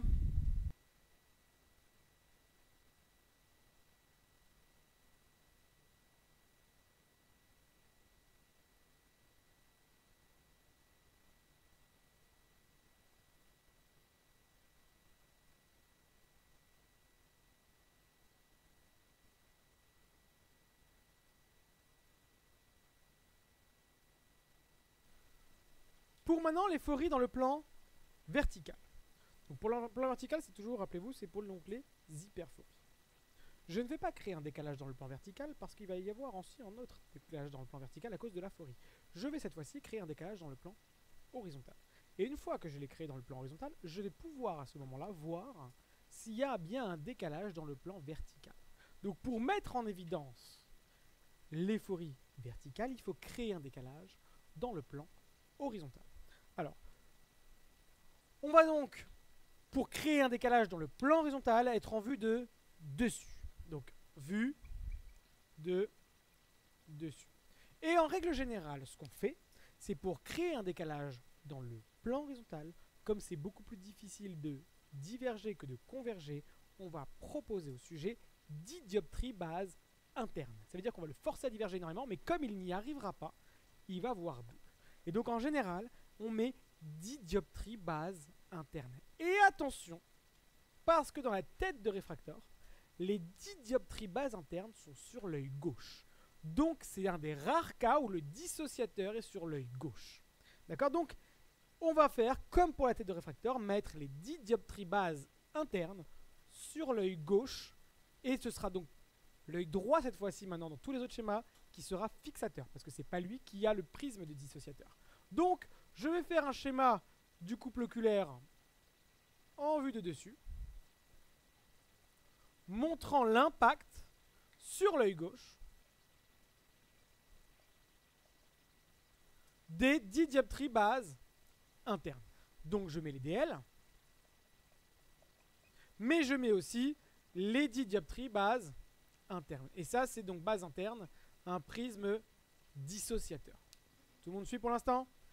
Une fois que j'ai fait ça, je vais envoyer des rayons. Mais attention, pour l'œil gauche, je ne vais pas pouvoir réaligner mon œil par rapport aux rayons. Ils vous diront, vous considérerez que le sujet est orthophore dans le plan horizontal, donc en fait, vous allez laisser les yeux droits. D'accord? Donc, suivez bien. On va envoyer déjà pour l'œil droit, parce qu'on sait que lui va être quoi? Fixateur. Donc, M' droite est ici. Et pour l'œil gauche, voilà ce qui va se passer. M' gauche sera là. M' droite, comme lui est fixateur, S va être ici. F'D va être là. La ligne de regard va donc être là. Ça va pour tout le monde pour l'instant? Je vous ai dit que l'œil gauche ne pourra pas diverger assez pour pouvoir fixer le rayon. Il va donc rester au repos. On va considérer qu'il est orthophore. Et donc on va le laisser droit. Ce qui fait que la ligne de regard va être là. F', G, LR, œil gauche. Donc, j'ai laissé les yeux droits malgré le fait que je devais converger. Je vois donc double. On est d'accord? Ce qui fait qu'au niveau de l'œil cyclope, je vais faire un œil cyclope. Q'D, G, F'D, G, le point S, LR, œil droite, gauche. L'œil fixateur, c'est l'œil droit, donc M'D est confondu avec F'D. Donc M seconde D est ici. M' gauche, il est où? À droite. Ce qui fait que M seconde gauche sera du côté gauche. J'ai créé ce qu'on appelle une vision double. Les autres écoles disent une diplopie. J'ai créé une vision double. Ou quoi? Où j'ai mon œil gauche qui voit à gauche et mon œil droit qui voit du côté droit, qui extériorise du côté droit. D'accord? Donc le sujet, je ne vous dis pas qu'il est iso ou exo. Hein. Je crée une vision double dans le plan horizontal pour ensuite mesurer plus tard l'éphorie dans le plan vertical. Donc là, ce que j'ai créé comme décalage, c'est un décalage horizontal et en général, comme on met quoi? 10 dioptries et qu'une dioptrie fait 5 cm, on va donc devoir dire qu'entre les deux, si c'est le cas, hein, vous avez un décalage de 50 cm. On est bien d'accord? Alors là, je ne le mets pas parce que ça dépendra de la valeur. D'ailleurs, une année, ils ont fait ça. Mais au lieu de mettre des bases internes, ils ont mis des bases externes pour dissocier. Pourquoi? Parce que le sujet était très exophore. Et donc les sujets qui sont très exophores, si on leur met des bases internes, forcément, on n'obtiendra pas de vision double. Quelqu'un qui est très exophore, si vous le soulagez avec des bases internes, il vous dira bah, c'est bien, je ne verrai pas double. Donc au lieu de mettre des bases internes, ils ont mis des bases externes. Donc ça dépendra vraiment du sujet. Mais en règle générale, on met un prisme base interne, 10 dioptries, pour pouvoir obtenir une dissociation dans le plan horizontal. Et ensuite, plus tard, on va mesurer quoi? On va mettre en évidence la nature, donc on va montrer la nature de l'hyperphorie. Et enfin, on va mettre un prisme de réalignement sur l'hyperphorie. Vous allez voir que c'est un petit peu différent encore de Maddox. Donc je continue et suivez bien. Vous avez de la chance, quand vous êtes en vue de profil, on ne vous demande pas si c'est vue de gauche ou vue de droite. Donc quand on me met en vue de dessus une base interne, et donc en vue de dessus, quand on me met une base interne, vous la voyez, mais quand vous êtes en vue de profil, soit vous voyez quoi? L'arête, soit vous voyez la base. Donc vous avez le droit de mettre soit un trait pour montrer l'arête, soit un rectangle pour montrer la base. Donc vous êtes libre de votre choix. Donc là, moi, je vais mettre un trait, ça allège un peu la notation. Donc, je vais d'abord commencer par l'hyperphorie, droite sur gauche, comme tout à l'heure. D'accord? Et alors, au niveau du schéma, ça va être identique, mais au niveau de l'extériorisation, ça va un peu changer par rapport au Maddox. D'accord? Donc, je vais donc faire un schéma du couple oculaire, cette fois-ci, en vue de profil, parce que c'est une hyperphorie. C'est la nature de l'hyperphorie que je vais devoir montrer. Et une hyperphorie, bien évidemment, c'est dans la vue de profil. D'accord? Donc, pour mettre en évidence, on montre en vue de dessus comme on a créé un décalage dans le plan horizontal. Par contre, quand on voit un décalage dans le plan vertical, on est en vue de profil. Donc là, vue de profil, je vais marquer aussi vue de profil. Donc, Q'D, Q'G, j'ai mon globe. On est d'accord? J'ai mis, attention, le dissociateur sur quel œil? L'œil gauche. Donc, prisme dissociateur DL, DL. Et je dis que j'avais une hyperphorie droite sur gauche. Donc, j'envoie des rayons sur l'œil fixateur. M'D. On est d'accord que c'est lui qui est fixateur? Donc, ici, je vais avoir S, F'D, LR, œil droit. On est d'accord? Surtout pas de point de convergence en vue de profil. On est bien d'accord. Là, ici, comme les lignes de regard étaient parallèles, j'en ai pas mis. Mais en vue de profil, jamais de point de convergence. Attention, quand j'ai une hyperphorie droite sur gauche, mais que l'œil droit est resté, c'est l'œil gauche qui descend. Donc, je vais donc devoir faire descendre l'œil gauche pour avoir une hyperphorie droite sur gauche. J'envoie des rayons. M' gauche est ici. Alors là, j'ai oublié de le mettre, mais ici, ML infini. ML infini, ML infini. J'ai donc ici la fovea qui est ici, F'G, et la cornée, c'est bon, elle est mise. Je n'ai plus qu'à faire quoi? l'œil cyclope. Donc l'œil cyclope, comment je vais le faire? Suivez bien, Q'Dg comme d'habitude. Les points S et les points F'D et G. LR, œil droite, gauche. On est d'accord? Je positionne ensuite les images. Je commence par l'œil qui est fixateur, qui est donc M' droit. M' gauche, lui, est en dessous. Tout le monde le voit? Donc j'ai la sensation que le rayon vient d'en haut. Donc j'extériorise en haut. Et M seconde droite est ici. Mais attention. Donc ça veut dire que je sais que l'œil gauche extériorisera en haut, mais aussi du côté gauche. Donc je vais devoir le faire en haut et à gauche. On est d'accord? Donc en haut à gauche, c'est l'œil gauche. En bas à droite, c'est l'œil droit. Et alors, on va avoir deux décalages, hein, bien évidemment. On va avoir le décalage vertical dû à quoi? À la phorie du sujet, à l'hyperphorie. Et le décalage horizontal dû à quoi? Au prisme dissociateur. Donc en fonction de la valeur du prisme dissociateur, vous allez mettre un décalage dans le plan horizontal ici. Et en fonction de la valeur de l'hyperphorie, vous allez mettre un décalage dans le plan vertical. On est bien d'accord? Comme tout à l'heure, ils peuvent vous dire, le sujet, voyez ça. Quel prisme dissociateur avons-nous mis? Vous devrez faire ça. Et enfin, donnez-moi la nature de la phorie. Vous devrez faire ça. On est d'accord? Donc, je vous refais exactement la même chose, mais pour qui? Pour l'exo, toujours en vue de profil, mais cette fois-ci... pas pour l'exo, excusez-moi, je suis un ouf.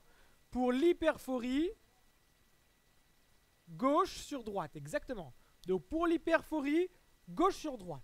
On va toujours avoir l'œil droit qui va être fixataire, parce que c'est l'autre qui porte le prisme dissociateur, oui.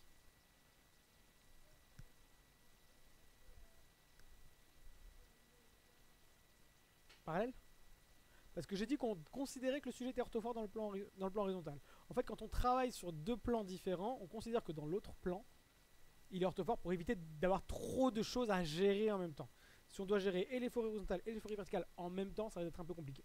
Donc, ils vous diront à chaque fois, vous considérez que le sujet est orthophore dans l'autre plan. D'accord? Comme ça, au moins, ça vous simplifie la vie.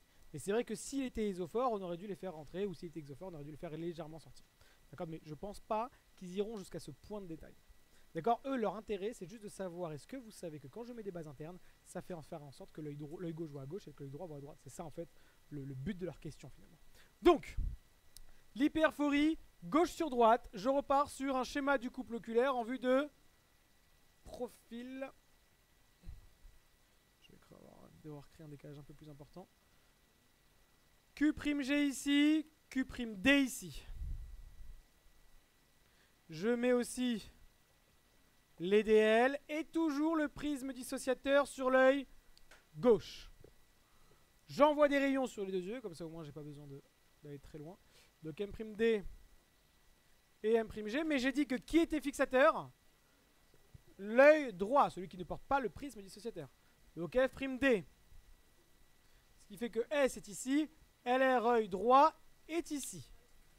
Mais j'ai dit que j'avais une hyperphorie gauche sur droite. Si l'œil droit est resté, ça veut dire que l'œil gauche est monté. Donc je vais faire monter F'G, le point S, et surtout pas, LR gauche, surtout pas de point de convergence. Hein. Rappelez-vous, en vue de profil, jamais de point de convergence. Donc, les flèches exactement, les ML, je vais devoir les faire. Donc ML infini, ML infini. Je vais donc devoir maintenant ensuite mettre l'œil cyclope. Donc l'œil cyclope, on y va.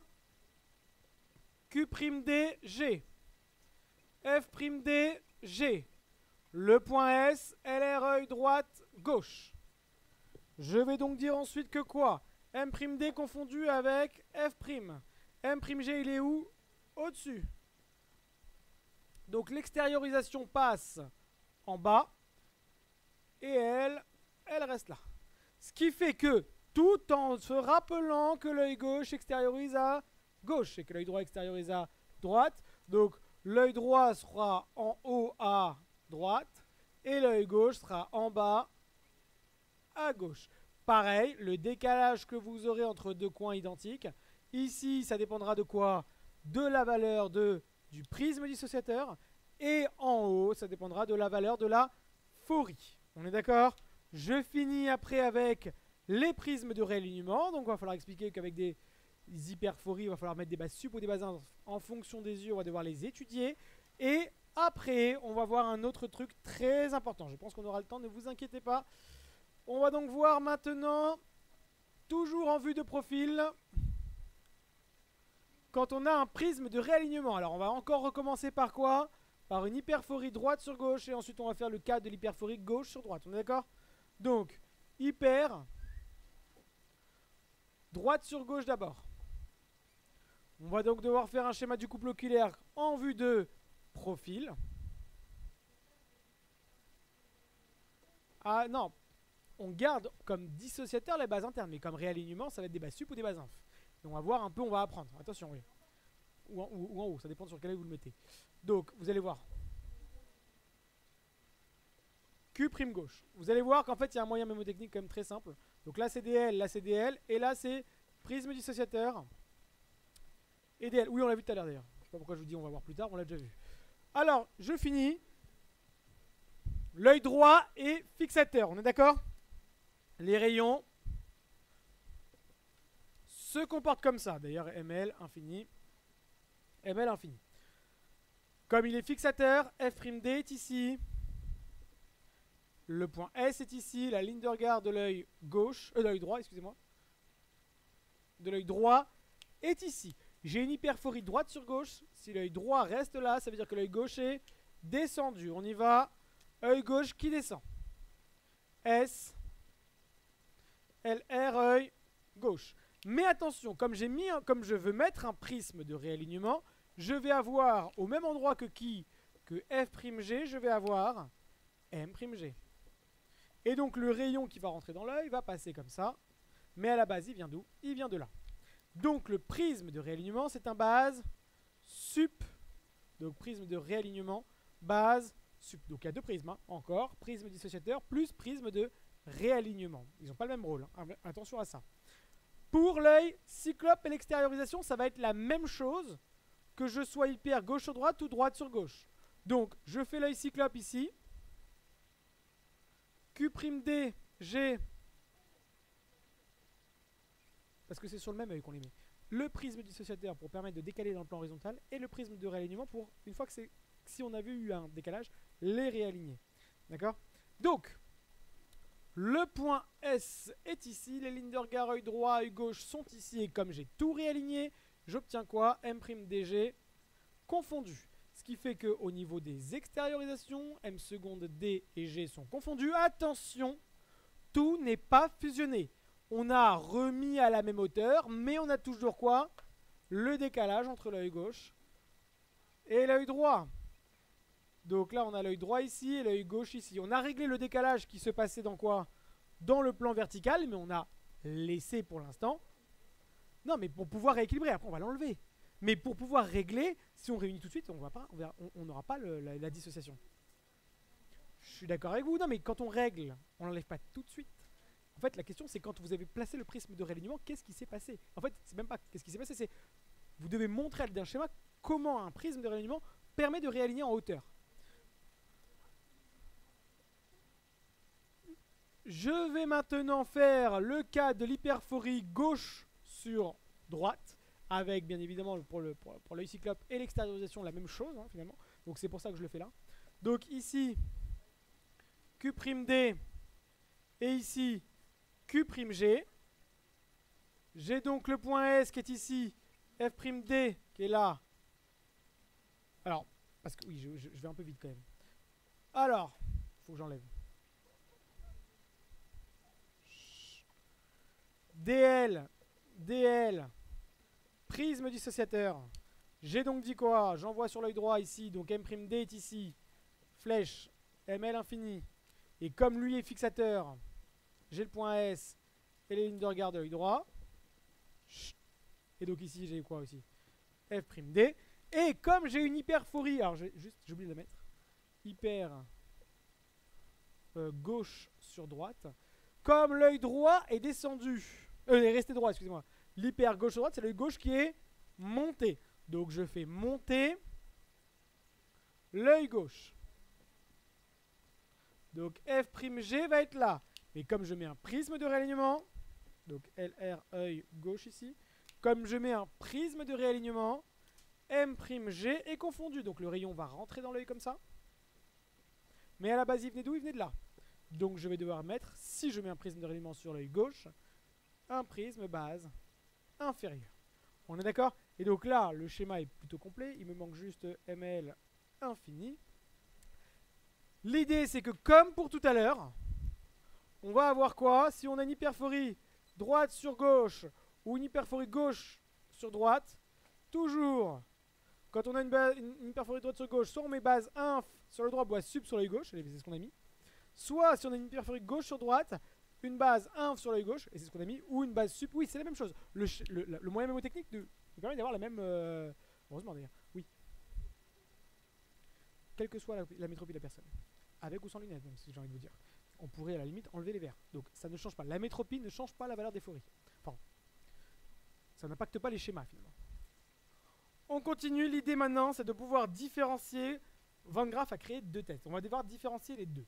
Donc là, quand on mesure les phories, Van Graaf a dit quoi? A dit que si vous voulez mesurer les phories dans le plan horizontal, vous deviez créer un décalage dans le plan vertical pour ensuite voir leur décalage horizontal. Si vous vouliez voir les hyperphories, donc les phories dans le plan vertical, il fallait créer un décalage dans le plan horizontal pour voir ensuite si ça allait monter ou si ça allait descendre. Mais il a créé un autre test, Van Graaf.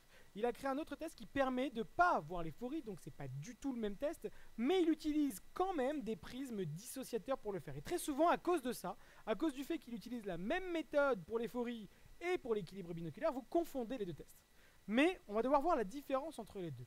Quand vous voulez faire l'équilibre binoculaire, je vous rappelle ce que c'est qu'en fait, après avoir fait la méthode du brouillard et le CCR, vous avez, rappelez-vous, travaillé œil par œil. Et il se peut des fois qu'il y ait ce qu'on appelle un déséquilibre entre les deux yeux. Imaginez par exemple que l'œil droit a été mal compensé, c'est-à-dire que l'image est restée en arrière de la rétine, mais comme il est accommodé, il voyait quand même bien monoculairement, et que l'œil gauche, lui, par exemple, était parfaitement compensé. Ça crée un déséquilibre binoculaire. Il va falloir rééquilibrer tout ça. Donc, qu'est-ce que va faire Van Graaf? Il va commencer par vous brouiller. Et qu'est-ce qui va se passer quand vous brouillez? Bah, forcément, si vous brouillez les deux yeux de la même valeur, bah, s'ils partaient pas du même endroit, forcément, ils vont avoir pas les mêmes perceptions de flou. Mais pour pouvoir comparer ce que voit chaque œil, il faut absolument dissocier ce que voit chaque œil. Donc c'est pour ça qu'il utilise la même méthode. Il utilise la dissociation. Mais ce n'est pas du tout pour voir le comportement du couple oculaire. C'est vraiment pour juste pouvoir comparer ce que voit l'œil droit, ce que voit l'œil gauche en termes de flou. Donc pour pouvoir dissocier les deux yeux dans ce contexte-là, pour pouvoir donc mesurer et de refaire ce qu'on appelle retrouver l'équilibre binoculaire, il va dissocier les deux yeux, donc il va proposer une ligne de lettres. Alors elle va pas être très élevée la ligne de lettres parce que comme le sujet est brouillé, il faut qu'il puisse quand même les déchiffrer. Donc il va proposer des lignes d'acuité de 7, 8 dixièmes. D'accord, il ne proposera pas 10 dixièmes. Il va proposer 7, 8 dixièmes et il va la dissocier. Il va la dissocier comment? Dans le plan vertical. Mais attention, il ne va pas la dissocier n'importe comment parce qu'il faut absolument que comme je cherche un équilibre binoculaire, il faut que les deux yeux soient dans les mêmes conditions. Donc on ne peut pas mettre un prisme dissociateur que sur un seul œil. On va devoir le mettre sur les deux yeux. Donc il va répartir les prismes dissociateurs sur les deux yeux. Et donc on va devoir montrer comment créer un décalage dans le plan vertical, montrer que quand on met les prismes dissociateurs sur les deux yeux, et on a compris que comme on va créer un décalage dans le plan vertical, ça va être des bases sup ou des bases inf, comment avec ces prismes dissociateurs répartis sur les deux yeux, donc on va toujours créer 6 dioptries dans le plan vertical, mais on va mettre 3 sur un œil, 3 sur l'autre. Et ce décalage, on risque de vous poser la question après avoir mis les prismes dissociateurs. Vous savez, pour créer une vision double, la question sera qui voit la ligne du haut et qui voit la ligne du bas. Mais rappelez-vous, ce n'est pas pour les phories. C'est juste pour pouvoir différencier ce que voit l'œil droit et l'œil gauche. Donc, on va devoir faire à ce moment-là un schéma du couple oculaire en vue de profil. Et mettre, alors ici, il ne porte pas les compensations parfaites. On n'a pas fini de quoi? De compenser parfaitement le sujet. Il porte d'épée plus un verre de brouillage. Mais, on va vous dire, par exemple, c'est eux qui vous l'imposeront. L'œil droit, par exemple, portera des bases sup, par exemple 3 bases sup, et l'œil gauche portera 3 bases inf. Et donc, finalement, j'ai bien mes 6 dioptries dans le plan vertical, mais répartis sur les deux yeux. Pourquoi? Parce qu'il faut absolument que les deux yeux soient dans les mêmes conditions. Pas qu'il y en ait un qui soit avantagé par rapport à l'autre. Parce que sinon, ça risque de fausser les préférences. Donc, on va devoir continuer de faire ça. Alors là, pour l'instant, qu'est-ce qui va se passer? J'envoie des rayons. Ici, il va y avoir M' gauche. Et ici, il va y avoir M' droite. Et en règle générale, c'est le seul schéma où on ne vous impose pas d'œil fixateur. Vous avez le choix. Soit vous mettez un œil fixateur, que ce soit l'œil droit ou l'œil gauche. Donc si par exemple c'était l'œil droit, l'œil droit descendait. Mais attention, quand un œil descend, l'autre l'accompagne. Et donc ça aurait été les deux yeux qui descendent. Ou bien l'œil gauche qui monte, mais l'œil droit à ce moment-là serait monté aussi. Mais vous avez aussi le choix, si on ne vous impose pas d'œil fixateur, de les laisser tous les deux droits.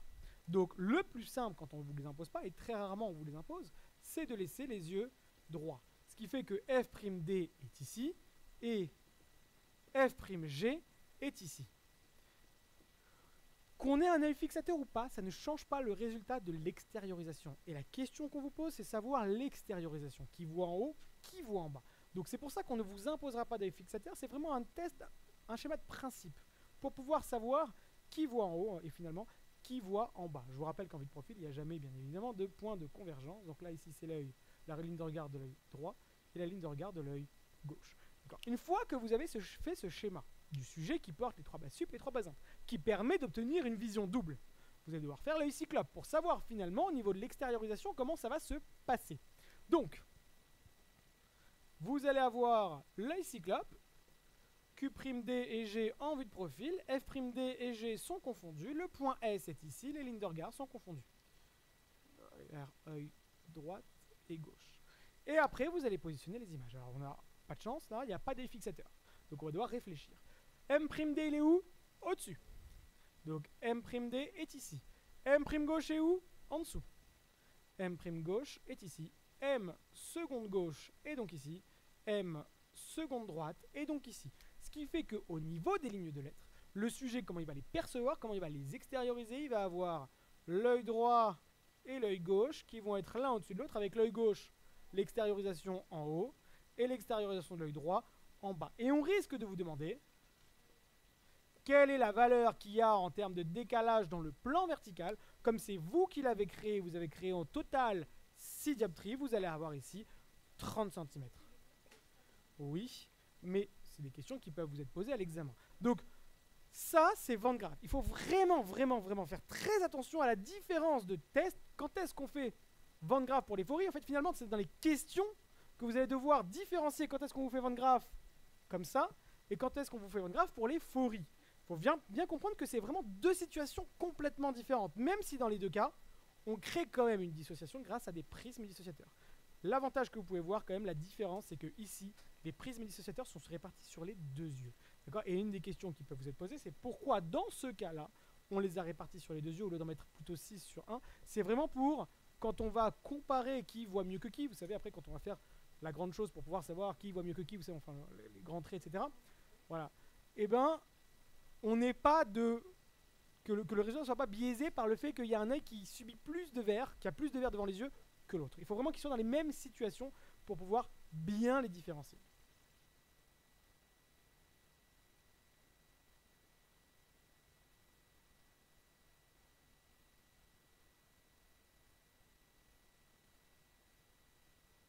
On va regarder un petit peu dans les sujets comment c'était passé. Donc en 2022, il vous donnait un sujet qui avait une myopie. Et donc on va regarder un petit peu quand est-ce qu'il parle des fourrures ou quand est-ce qu'il parle aussi des qui voient en haut, qui voient en bas pour la méthode de Van Graff pour l'équilibre binôme. Donc là, ils ont fait un masquage, un démasquage. Par rapport au masquage et en démasquage, vous allez donc voir ici, par exemple, qu'on sait qu'au niveau du masquage, le sujet en vision de près a quoi? A un mouvement nasotemporal. Vous savez à ce moment-là que le sujet est quoi? Est ésophore. On est d'accord? Donc, si on va devoir faire un schéma pour Maddox, on sait que le sujet va être ésophore. Donc, les questions peuvent être posées comme ça, finalement, avec les indices des examens préalables. Donc, là, on ne vous demande pas de faire de schéma ni quoi que ce soit. Donc là, on vous demande aussi de faire donc, le CCR, donc c'est pas du tout le sujet. Là, par contre, on parle de forie. Alors, ils ont fait la méthode de Van Graff et ils ont mis un prisme dissociateur sur l'œil droit. Ils n'ont pas dit combien, mais ils ont mis les prismes dissociateurs sur l'œil droit. D'accord?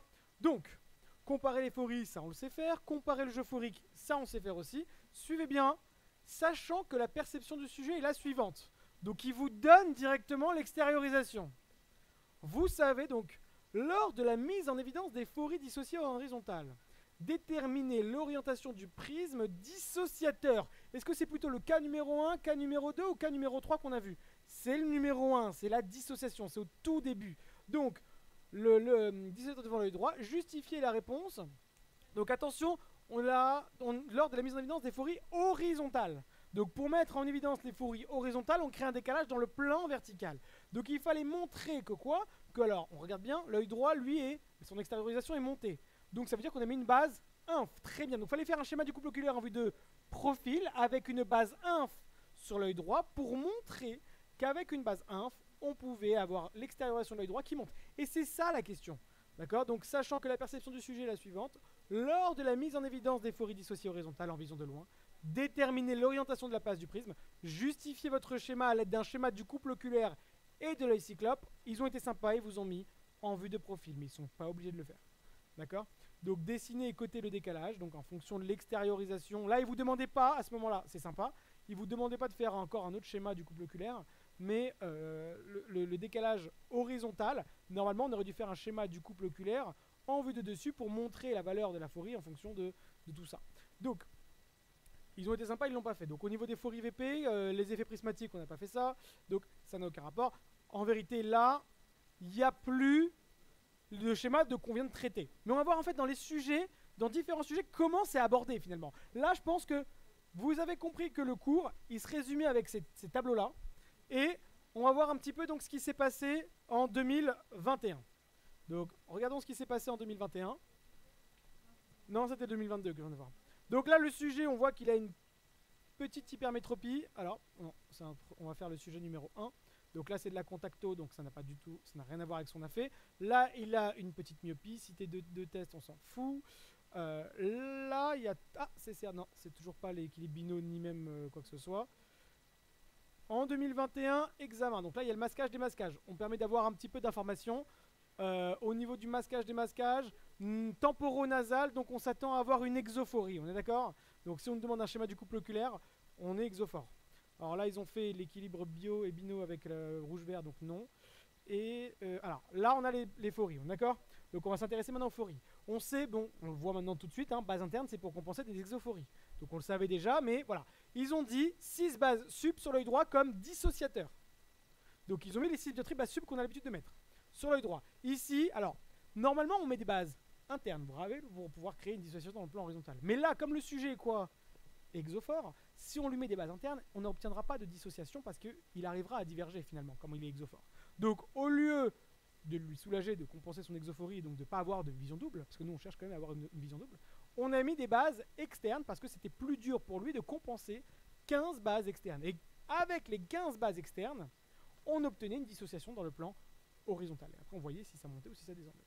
Donc, indiquer la nature de l'hétérophorie horizontale, donc en horizontale, en vision de près, justifier. La nature c'est 1, 2 ou 3 2. Très bien, donc justifier votre schéma à l'aide d'un schéma du couple oculaire et de l'œil cyclope, uniquement en vision de loin, avant d'avoir placé le prisme de réunion. Donc, c'est pas du tout le 3, c'est vraiment le 2. On est d'accord? Il ne vous donne pas la vue. Mais là, c'était en vue de dessus. On est d'accord. Donc, rappelez les valeurs moyennes, ça on sait. Mesurer... ça, il n'y a pas de problème. La mesure, très bien. Bon, là, il vous demande, vous voyez, pourquoi on a mis des bases externes et pas des bases internes. C'est là. Parce que le sujet est quoi? Vous voulez que je remonte pour dire quoi? Oui, c'est en vue de dessus. On veut les phories horizontales. Et on veut voir leur nature. On ne veut pas les mettre en évidence, on veut voir leur nature. Donc, on est bien en vue de dessus. Je regarde maintenant s'il y a toujours... Non, il y a mallette, stéréo. Là, le critère de Sher des Percival. Est-ce qu'il y a un équilibre binoculaire quelque part? Maximum convexe, non. Ils ont fait le Croix-Jackson, non. Ils ont fait là, c'est de la presbytie. Donc en 21, vous voyez, il y a ce schéma-là. On va voir en 2020 s'il y a eu quelque chose. En 2020. Ah, alors, en 2020, hop, je vais regarder un petit peu. Donc là, on a quoi? On a un sujet qui pilote des drones, ok. Bon, il est hypermétrope, ok. Maintenant, moi, je veux voir, est-ce qu'il y a un équilibre bio-bino ou est-ce qu'il y a... Donc là, les échelles d'acuité, on s'en fout. Donner les droits compensateurs, interpréter le masquage des masquages. Alors, je vais juste regarder au masquage des masquages ce qu'il a. Il a nasotemporal en VL. Donc il est ésophore, on est d'accord? Donc on identifie ça et après on va voir ce qui va se passer en fait. Alors, c'est intéressant parce que ce sujet est un peu différent des autres. Suivez bien. Vous savez qu'il a une ésophorie dissociée, ouais. Et regardez bien, Au niveau du worst, il a 5 symboles. Ça veut dire qu'il a une ésophorie associée. Alors là, il ne vous faisait pas un test de Maddox ou de Van Graff, mais il voulait quand même que vous montriez, que vous mettiez en évidence la phorie associée et une ésophorie associée. Et il vous demande finalement, un petit peu comme dans le même ordre de Maddox et Van Graff, premièrement, que voit chaque œil, et deuxièmement, comment le couple oculaire interprète les images que les deux yeux voient. Regardez bien. Pour Worth, on voit 5 symboles en vision de loin. Suivez bien. Et ils vous disent, test de Worth. Expliquez la perception de chaque œil. En gros, que voit chaque œil quand il porte les filtres. L'œil rouge voit le losange et le point rouge, et le vert voit les croix et le point vert. Et ensuite, d'après les observations au démasquage, on sait qu'il est ésophore. Ouais. En vision de loin, en considérant l'œil droit fixateur. On vous impose un œil fixateur. Comme il n'y a pas de dissociateur, finalement, enfin ils sont répartis sur les deux yeux, parce que c'est rouge et vert. C'est pas des dissociateurs, mais c'est plutôt des perturbateurs. Vous savez, quand on perturbe la vision binoculaire, elle peut être fragilisée. Et donc, en fait, c'est les fragiliseurs, si vous préférez. En considérant l'œil droit fixateur, réalisez un schéma du couple oculaire en vue de dessus et de l'œil cyclope, permettant d'identifier la diplopie du sujet, la vision double, ça veut dire. Hein. Donc, en gros, comment le sujet voit les 5 symboles. On sait qu'il est ésophore. Hein. Vous faisiez un schéma du couple oculaire en vue de dessus montrant une ésophorie. Œil cyclope et extériorisation pour dire qu'en gros, quand on est isophore, œil droit extériorise à droite, œil gauche extériorise à gauche. Et donc, avec œil fixateur, œil droit qui vous impose exactement. Donc, en déduire et dessiner la perception, ça c'est plutôt l'extériorisation finalement. Hein. Donc, il vous demandait couple oculaire, œil cyclope. Et ensuite, dans une autre question, l'extériorisation. Et ensuite, nommer de manière précise l'anomalie binoculaire mise en évidence. C'est une ésophorie associée, hein, c'est vraiment de manière plus précise. Aucune justification n'est demandée. Et donc là, ensuite, on fait l'équilibre bino. Là, ils ont d'abord fait le CCR. Ensuite, ils ont fait, très bien, interpréter les réponses obtenues au masquage, démasquage, les différences obtenues masquage, démasquage, les effets prismatiques, ça, c'est pas le sujet qu'on est en train de traiter. À propos de la remarque de votre cliente, ça, c'est les comparaisons lunettes-lentilles. Question, non? Pas de question? Oui, question? Je vais voir le 2019. Oui.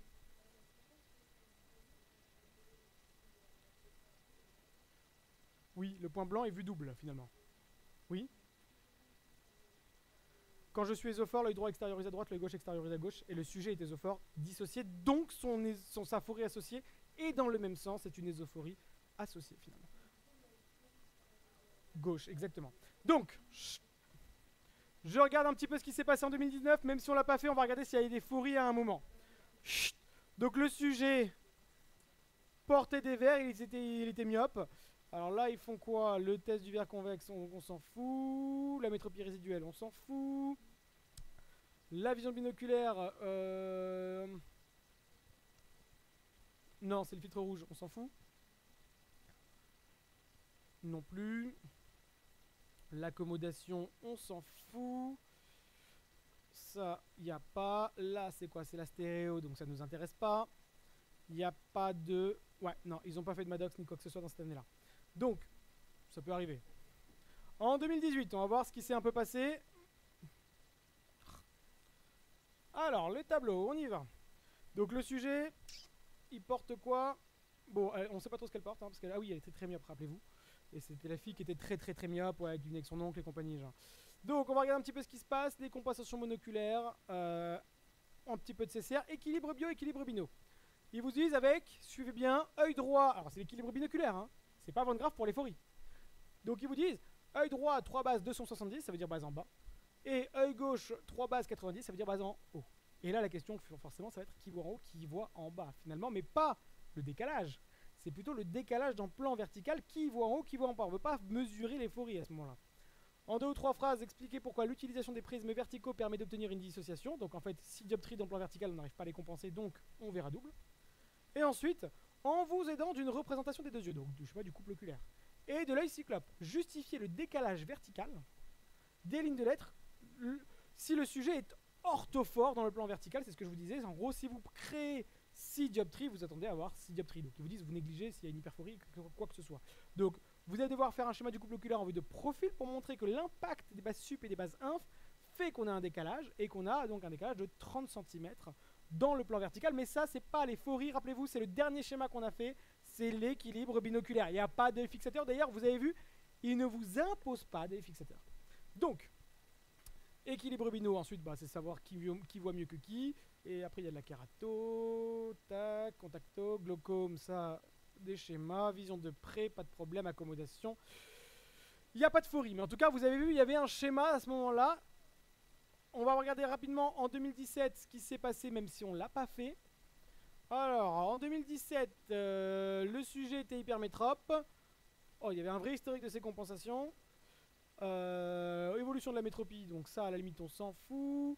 Là, c'est un autre sujet, elle a 32 ans, elle a une anisométropie. D'ailleurs, à une anisométropie, je vous rappelle rapidement, dans ce sujet-là, si je vous le raconte un peu, c'est une anisométropie qui n'a jamais été compensée. C'est-à-dire qu'il y avait un œil qui était hypermétrope de 0,25 et un autre œil qui était hypermétrope de 2,25. Et le problème, c'est que quand on ne compense pas ce type d'amétropie, forcément, il risque d'y avoir une amblyopie sur celui qui doit accommoder le plus. Parce qu'il y a la loi du moindre effort qui va arriver, et donc l'œil droit verra, l'œil gauche ne verra pas. Et si on ne traite pas ça, ça crée une amblyopie. D'accord? Donc, il vous en parle. Tac, tac, tac, tac, tac. Donc, forcément, il a un problème de relief, il a une amblyopie, il a du mal à fusionner, donc la stéréo, c'est catastrophique. Au moment du masquage, démasquage, qu'est-ce qu'on a? On a un mouvement temporonasal. Alors, ils sont sympas, ils vous disent en plus que estimé à 10. Genre, c'est impossible de faire de pareil. Donc, bon, il est exophore. D'accord? Ce qui est cool. Donc, on va vous en parler. Ok, très bien, très bien. Test de Wers, indiquer ce que voit chaque œil et interpréter les réponses. Donc, il n'y a pas besoin de faire de schéma ni quoi que ce soit, c'est juste savoir le rouge voit le rouge et le vert voit le vert. La stéréo, c'est pas le sujet. Ensuite, ils ont fait un équilibre binoculaire, mais on ne sait pas avec quelle méthode. Rappelez le principe du filtre. Alors, à mon avis, c'est avec les. Alors, bichrome, ok, d'accord. Test binoculaire initial, accommodation, ça on s'en fout, on s'en fout. Ah! Là, ils vous mettent du Maddox. Vous voyez, ils vous mettent directement quoi? L'extérieur. À vous de savoir tout le reste. Alors, nous, on sait déjà qu'il est exophore. Ils auraient très bien pu vous demander une question possible, c'est quoi? Qui porte le Maddox? Comme vous savez qu'il est exophore.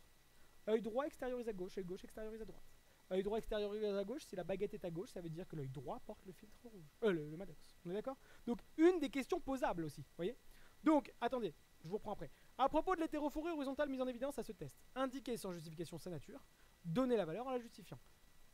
Quelle est la base du prisme utilisé pour le réalignement de la droite et du point? Justifiez votre réponse à l'aide d'un schéma du couple oculaire et de l'œil cyclope. Prisme de réalignement sur l'œil droit. 1, 2 ou 3? 3, on est d'accord? Donc vous avez vu, ils vous ont épargné le 2, même s'ils ils avaient un peu envie de vous la poser en question juste au-dessus. Quand on vous demande la nature, en général, on vous demande un schéma du couple oculaire. Là, ils ne vous demandaient pas de faire de schéma sans justification, hein, donc pas besoin de faire de schéma. Par contre, là en dessous, fallait faire un schéma avec le prisme de réalignement base interne. On est tous d'accord sur ça? Parce qu'il est exo, je crois.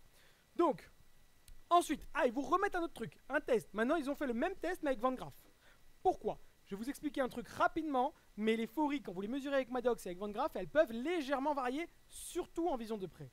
Pourquoi? Parce que quand vous faites Van Graff, l'avantage de Van Graff, c'est que vous voyez des lignes de lettres. Et donc, vous faites la mise au point sur le test. Vous maîtrisez votre accommodation quand vous faites Van Graff. Quand vous faites Maddox, vous proposez un point qui soit flou ou net, le sujet ne vous le dira pas. Donc il peut plus ou moins accommoder. Très souvent d'ailleurs, il va avoir un excès d'accommodation quand on fait les phories de Maddox parce qu'il y a de la couleur rouge. La couleur rouge, ça déclenche des fois de l'accommodation. Et donc, qui dit déclenchement d'accommodation, dit déclenchement de quoi? Convergence accommodative. Et donc des fois, Maddox, vous trouvez quelque chose de plus exophore ou moins exophore que Van Graff. Donc c'est les mêmes tests, mais comme les conditions sont un peu différentes, des fois on peut avoir des résultats qui peuvent varier à cause de quoi? De l'accommodation qui est des fois mise en jeu dans un côté et certainement pas mise dans l'autre. On est d'accord? Donc, ils vous disent quel décalage entre les lignes de lettres confirmerait une orthopsie dans une orthophorie dans le plan vertical. Ils ont mis quoi? 6 dioptries base sup sur l'œil gauche. Donc on s'attend à avoir 6 dioptries de décalage dans le plan vertical. Donc 30 cm. Et c'était la question. Quel décalage vertical des lignes de lettres confirmerait une orthophorie? Si on avait bien les 30 cm, alors ils les ont pas mis, hein, mais ça veut dire que si on voit qu'on a 30 cm, ça veut dire qu'il est bien orthophore dans le plan vertical. D'accord?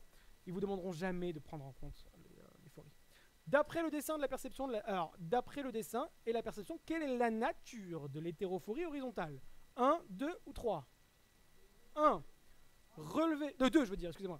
Relever la valeur du décalage de cette hétérophorie, préciser avec sa valeur, aucun schéma est attendu. Bon, il n'y a pas de schéma. Hein. D'après la perception, quelle est la nature? Bah, vous dites juste œil droit. Alors là, on a quoi? Alors attention, l'œil gauche voit en bas, on est d'accord? Donc l'œil droit à gauche, ce qui fait qu'il est exophore. Vous dites œil droit extériorise à gauche, œil gauche extériorise à droite, le sujet est exophore. On est d'accord? Comment pouvez-vous expliquer la différence de valeur entre les hétérophories horizontales obtenues et celles de Maddox et Van Graaf? Bah vous dites que quoi? Avec Maddox, on avait une exophorie, alors je sais plus de combien d'ailleurs. Attendez, il y a 2 cm. On est en vision de près, attention. Une dioptrie 0,4 cm. Donc là, il y avait une exophorie de 5. On est d'accord? Exophorie de 5 avec Maddox. Et là, ici, alors attention, il y a plusieurs distances différentes là. Attention, c'est toujours du même côté au même côté. On ne prend pas celui-là parce que c'est droite vers gauche. On ne prend pas celui-là parce que c'est gauche et droite. Mais c'est du côté gauche à du côté gauche. Donc le vrai décalage qu'on doit prendre en compte, c'est les 3,6. Une dioptrie 0,4 cm. Donc ici, il y avait une exophorie de 9. D'accord? Donc là, on mesure une exophorie de 9, alors que tout à l'heure, on a une exophorie de 5, je crois. Donc il y a un décalage. Alors, pourquoi? Je vous ai dit, Maddox, on accommode. Il y a de grandes chances qu'on accommode, donc on converge un peu plus, ce qui fait que ça diminue l'exophorie mesurable. D'accord? Je prendrai les questions juste à la fin. Comment pouvez-vous expliquer donc la différence d'euphorie? Il vous en parle plus, mesurez parfaitement. Très bien, ok, bon, après, il vous parle d'effet prismatique. Et enfin, je prends le dernier sujet qu'on a fait, et après, on rentrera chez nous. On a quoi? On a donc un sujet qui est compensé avec plus 5 sur les 2 yeux. On a donc, alors on va voir le masquage, on a quoi? Mouvement nasotemporal. Le sujet est quoi? Ésophore. On est tous d'accord sur ça. Il a même 5 symboles en vision de près, donc il y a un risque qui nous pose des questions les mêmes que Maddox et Van Graaf, mais pour le test de Worth. Mais vous avez compris, on met un filtre rouge, un filtre vert, et en fonction de ça, qui voit quoi? On a une extériorisation qui va être particulière. Donc ici, observation masquage, démasquage, ok. Au test de Worth, indique avec précision les caractéristiques de la phorie mise en évidence, donc c'est une ésophorie. La réponse du client est supposée en conformité avec le masquage. À l'aide d'un schéma légendé du couple oculaire en vue de dessus et de l'œil cyclope associé, expliquer comment le client a vu le test. Donc c'est ça, c'est 1, 2 ou 3 en termes d'équivalence? C'est le 2. Non, la première question c'est la 1, la deuxième question c'est la 2. Celle-là, indique avec précision la mise en...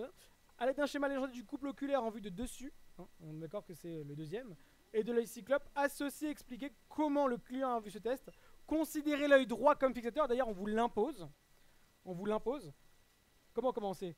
On est en vue de dessus, on veut voir des phories horizontales, on est sur Worth, il n'y a pas de dissociation verticale dans Worth, on est d'accord? C'est juste que voit chaque œil qu'on pourrait vous poser comme question précédente. Quelle est la base des effets prismatiques? Ça, on s'en fout. Et métropisation, je crois qu'on s'en fout. Après, voilà, il n'y a pas trop de choses différentes. Donc, apprenez par cœur ce qu'on vient de faire maintenant. Ça vous permettra de vous en sortir pour les questions.